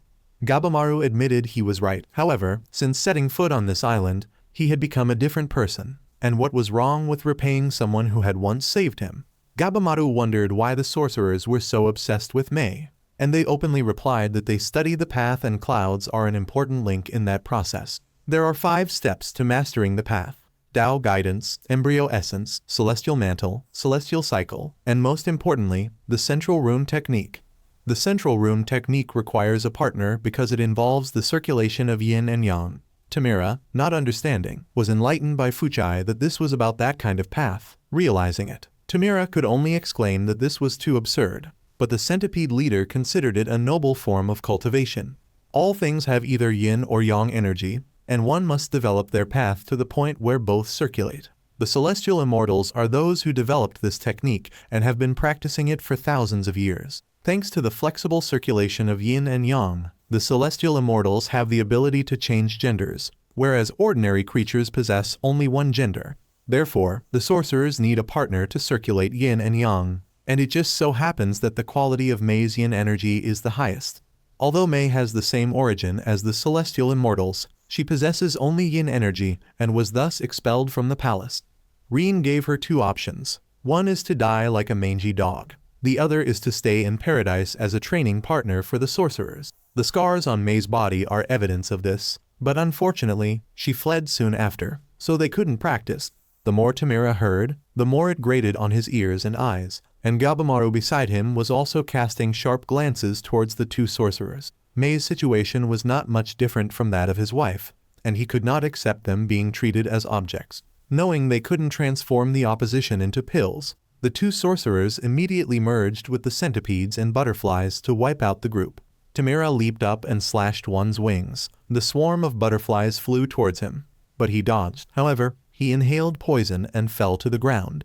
At the same time, Gabamaru used pyrotechnics to burn the arm of the centipede user, who quickly activated a fairy technique that sent needles flying towards Gabamaru, forcing him to jump back to dodge.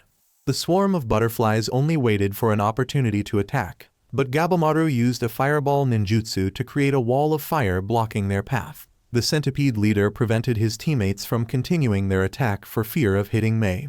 Gabamaru took this opportunity to observe their strength. He vaguely sensed the path, but that was not enough to defeat the enemy. At that moment, Fuchai enlightened him that only a pure heart could see the path. To verify this, he asked Mei to help him sense the path by letting her touch him. Gabamaru also felt something when Mei held his hand. Fuchai advised him to weaken his mind, but it was too difficult to do so in the midst of battle.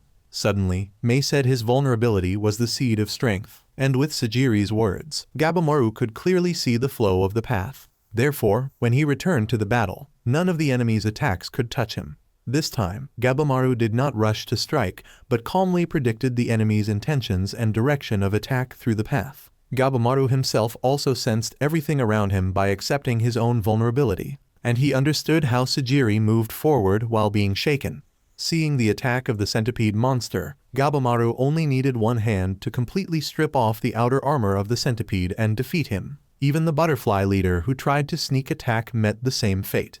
At this point, he had to confess that 3 sorcerers were sent to observe humans because the celestial immortals sensed that the people who came to the island this time were of a different caliber. He wanted to admit defeat, but instead secretly formed seals behind his back to control the centipedes. Gabamaru immediately leaped over Tamira, kicked fire at them, and then struck directly at the butterfly leader, while Tamira simultaneously split the centipede leader in half below. In another development, Hoko had led the group to flee to paradise and was killed by Muden with just a flick of the hand. He was very surprised as this was the first time in 1,000 years that someone had made it this far. Yuzuriha felt she couldn't match her opponent, immediately turned to flee, but was unfortunately easily captured by him. Sajiri darkened her face, knowing well that Muden was stronger than all. Yet she drew her sword and demanded that he release Yuzuriha. Hoko, though beheaded, was still alive and said that he was a great celestial being. Muden laughed heartily, stating that it wasn't enough to kill Hoko, but he would accelerate the transformation and turn him into a tree. Hoko accepted his fate, only hoping his soul would be invited to paradise. Unexpectedly, Muden bluntly revealed that all things about souls and religion were merely scams created by the master to maintain order on the island. The island was originally a site for experiments on life. Hoko and all others were just part of an experiment, while those who came to the island were research materials. For example, the Kyoshi group was created by Muden from adventurers who came to the island, making it easier to toy with them. Meanwhile, those of noble character would be turned into pills, also known as the elixir of life that people often mention. However, these only work on great celestials. If ordinary people consumed them, they would turn into trees. Evidence of this was that the people in Hoko's village could live forever, but did not achieve the youth they longed for. Until now, the great celestials were still researching a solution but had not yet found a promising result. Hearing this, Sajiri thought of Gabamaru, realizing that without the medicine, there would be no pardon. Meanwhile, Muden announced that their journey had come to an end, and they just had to obediently follow him now.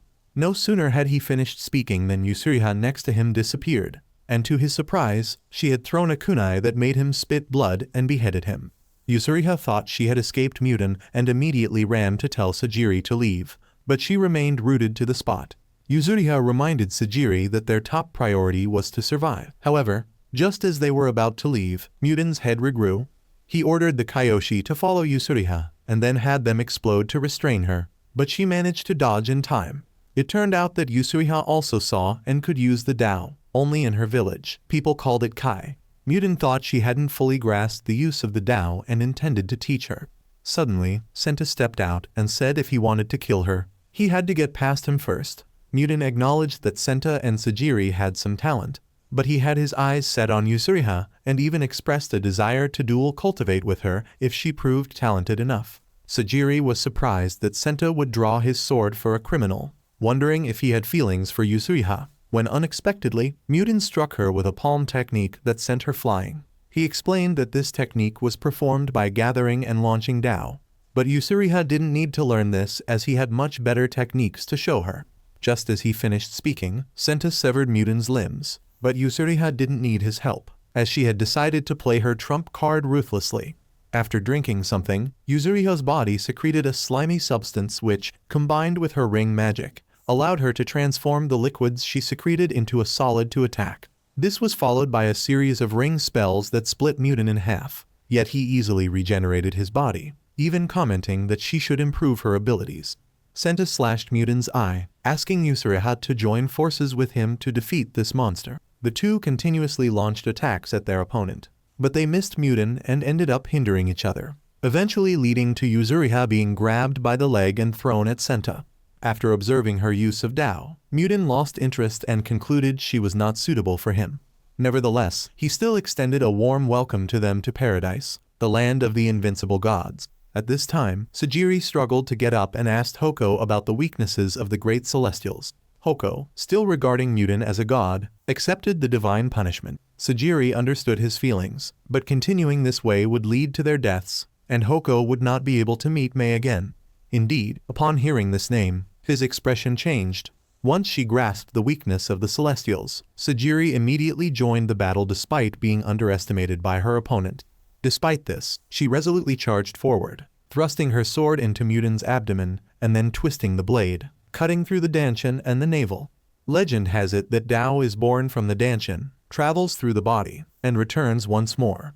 Injuring this spot could potentially kill Muten. However, Sajiri didn't have enough Tao to do this, and Muten could regenerate from any wound. He believed that none of the three present had the ability to kill him, when suddenly Sajiri's Tao surged and she delivered a slashing strike towards Muten. Thanks to his quick reflexes, he dodged the critical strike, but the wound on his face continued to bleed, indicating that it could not regenerate. In fact, Sajiri had seen a halo of light around Muten when she got close. If that was Tao, she knew how to strike it. She had seen a similar halo around Gabamaru and even Yoda, the giant, before. After the recent attack, Muten's attention shifted to Sajiri, and he eagerly wanted to transform her into a useful pill. Therefore, Muten used the underground travel technique to disappear instantly, and Sajiri would have been at a loss if Yusuriha hadn't timely intervened to stop him. She explained that Muten hadn't disappeared but had merely minimized his Tao so that they couldn't detect him, a technique similar to her body substitution, which is how she caught on to him. Sajiri calmed herself and prepared to strike, but Muten acted quicker, ordering the Kyoshi to kill Yusuriha. However, Senta swiftly dealt with them. The situation was not looking good, forcing Muten to bite off his arm to escape, while simultaneously launching a palm strike towards Yusuriha. She immediately jumped over Senta, allowing him to take the blow for her. Sajiri also continued to unleash swift sword strikes, and maintaining her breath while attacking gradually wore her down. But thanks to the well-coordinated efforts of the three, Muten was now just a torso rolling on the ground. Just when they thought it was the end game, he suddenly rose into the air by controlling Tao in the atmosphere. After changing his body to a female form, Muten sent down thousands of Tao rays, causing the ground to shake violently. The trio quickly ran like ducks. Unfortunately, Senta was struck down face first, while Sajiri's nose bled profusely, and her vision began to blur. Just when she was about to give up, Yusuriha encouraged her not to quit, suggesting that these were signs that the enemy was worried. Muten had to dodge every attack from Sajiri because her Tao was his nemesis, and since he was just a monster and not a divine being, there must be a way to kill him. Yusuriha drank another vial of solution and used the slimy substance to grab Muten's legs, ready to endure a barrage of Tao rays just to pull him down to the ground, making it easier for her teammates to act. Senta stabbed a sword from behind, risking his life to hold Muten, waiting for Sajiri to rush forward and slash across his abdomen. Finally, after the efforts of all three, Muden lay motionless in a pool of blood.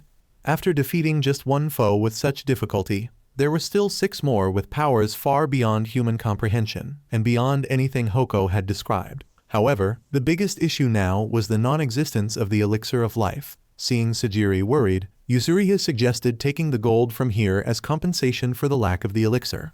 While she was happily considering the pile of gold, Sajiri quietly asked Senta if he had feelings for her. Startled, he vehemently denied it, clarifying that he was just envious of her freedom. In his youth, Senta had wanted to become an artist, but was forced by his parents to continue the family legacy. Despite his dislike for the Yamada or becoming a sword tester, he hated killing, which led him to spend a lot of time rationalizing it, a reason he was familiar with many different religions. Ironically, due to his diligence, Senta's rank gradually increased until he finally gave up his dream and began fulfilling his duties. Until Yuzuriha saw through him, Senta was repeatedly confused by her erratic, sometimes cold and brutal personality. He was both envious and admired her freedom, even though he knew that a swordsman admiring a criminal was taboo. Sajiri, feeling a similar sentiment towards Gabamaru, empathized deeply with Senta. Meanwhile, on the soulless one's side, he was asking Mei why she had been following him, then thanked her for saving his life twice. Fuchai, witnessing this scene, recalled Sajiri's remarks about Gabamaru, who was not as heartless as his nickname suggested. His true self was clearly revealed when it came to a specific person. Seeing this softer side piqued Fuchai's curiosity about how it might affect his work. At that moment, Gabamaru suddenly had a nosebleed and fainted, while Yuzuriha noticed that where Muden had died, many flowers had grown. Suddenly, one of the flowers lunged at her, but Senta shielded her with his body.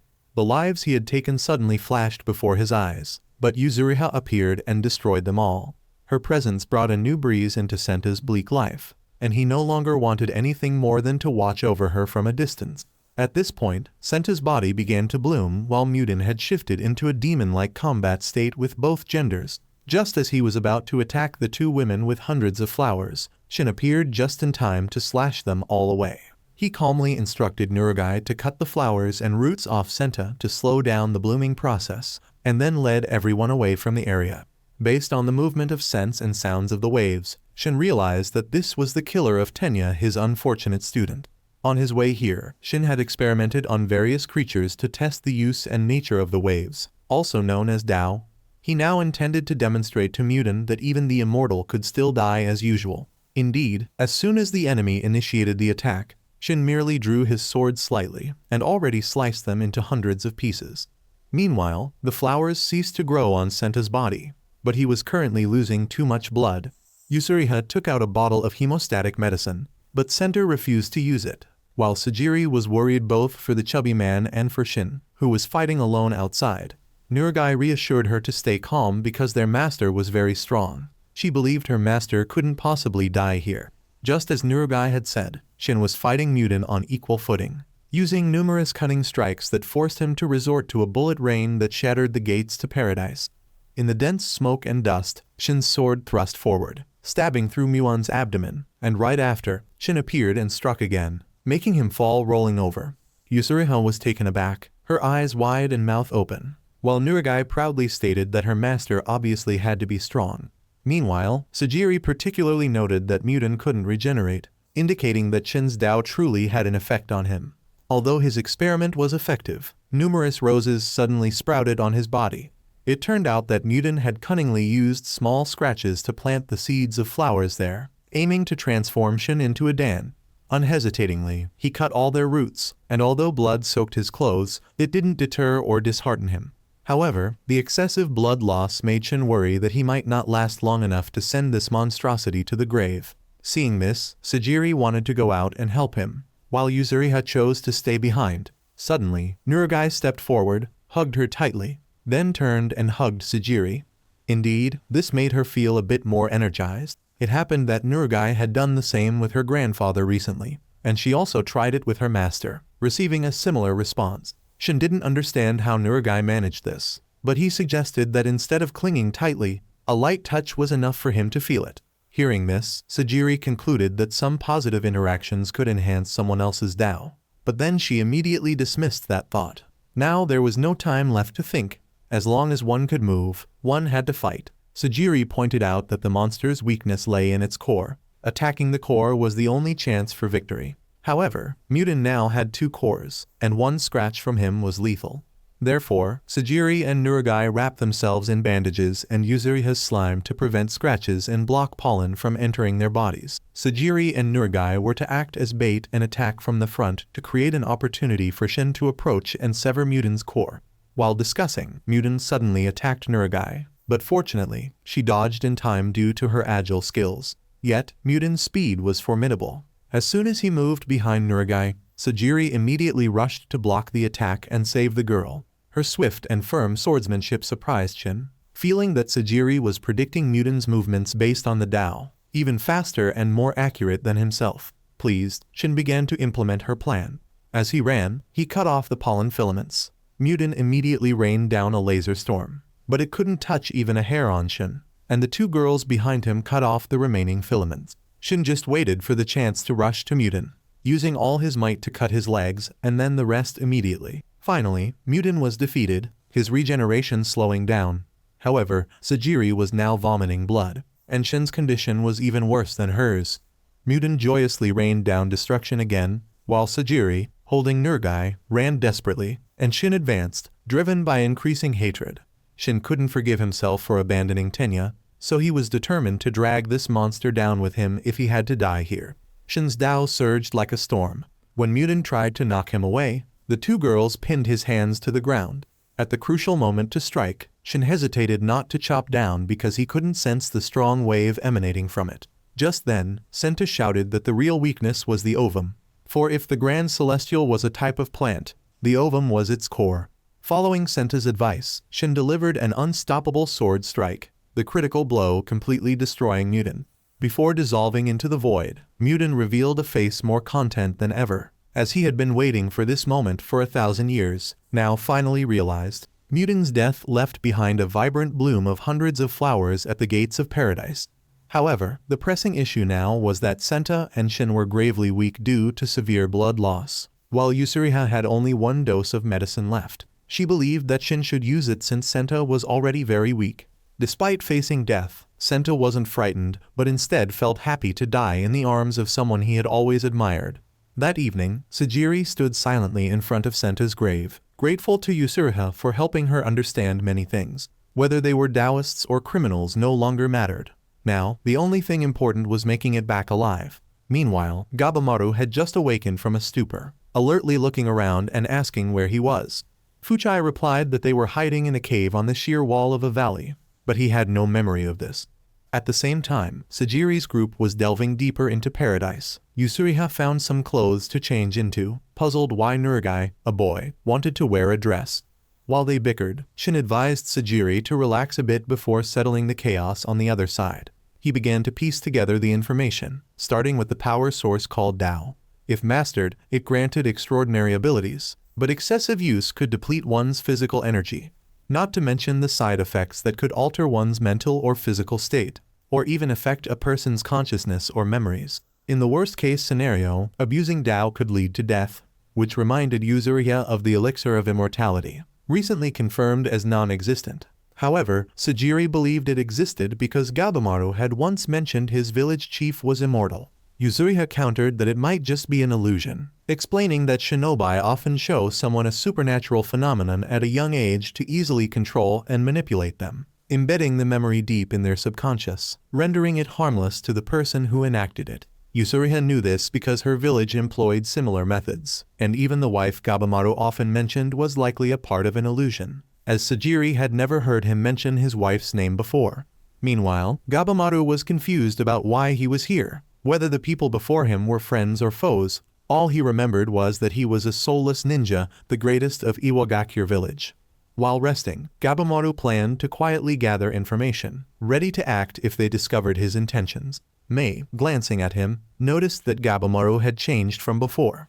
Meanwhile, Sajiri was sleepless on the other side, disturbed by what she had learned, and not even Shin's jokes could cheer her up. It was only the 3rd night on the island, yet nearly all her teammates had perished, not to mention Gabamaru's disappearance, which left her unable to calm down. Shin, surprised, thought Sajiri might have been struck by love, but she quickly dismissed it. knowing his tendency to frivolously link everything to romance. In reality, Sajiri hadn't figured out her feelings for Gabamaru, but if what Yuzuha said was true, she couldn't help but feel sorrow for him, a young man exploited into becoming a killing machine with his beliefs deceived. Despite this, Sajiri believed that Gabamaru would not give up and would survive to return.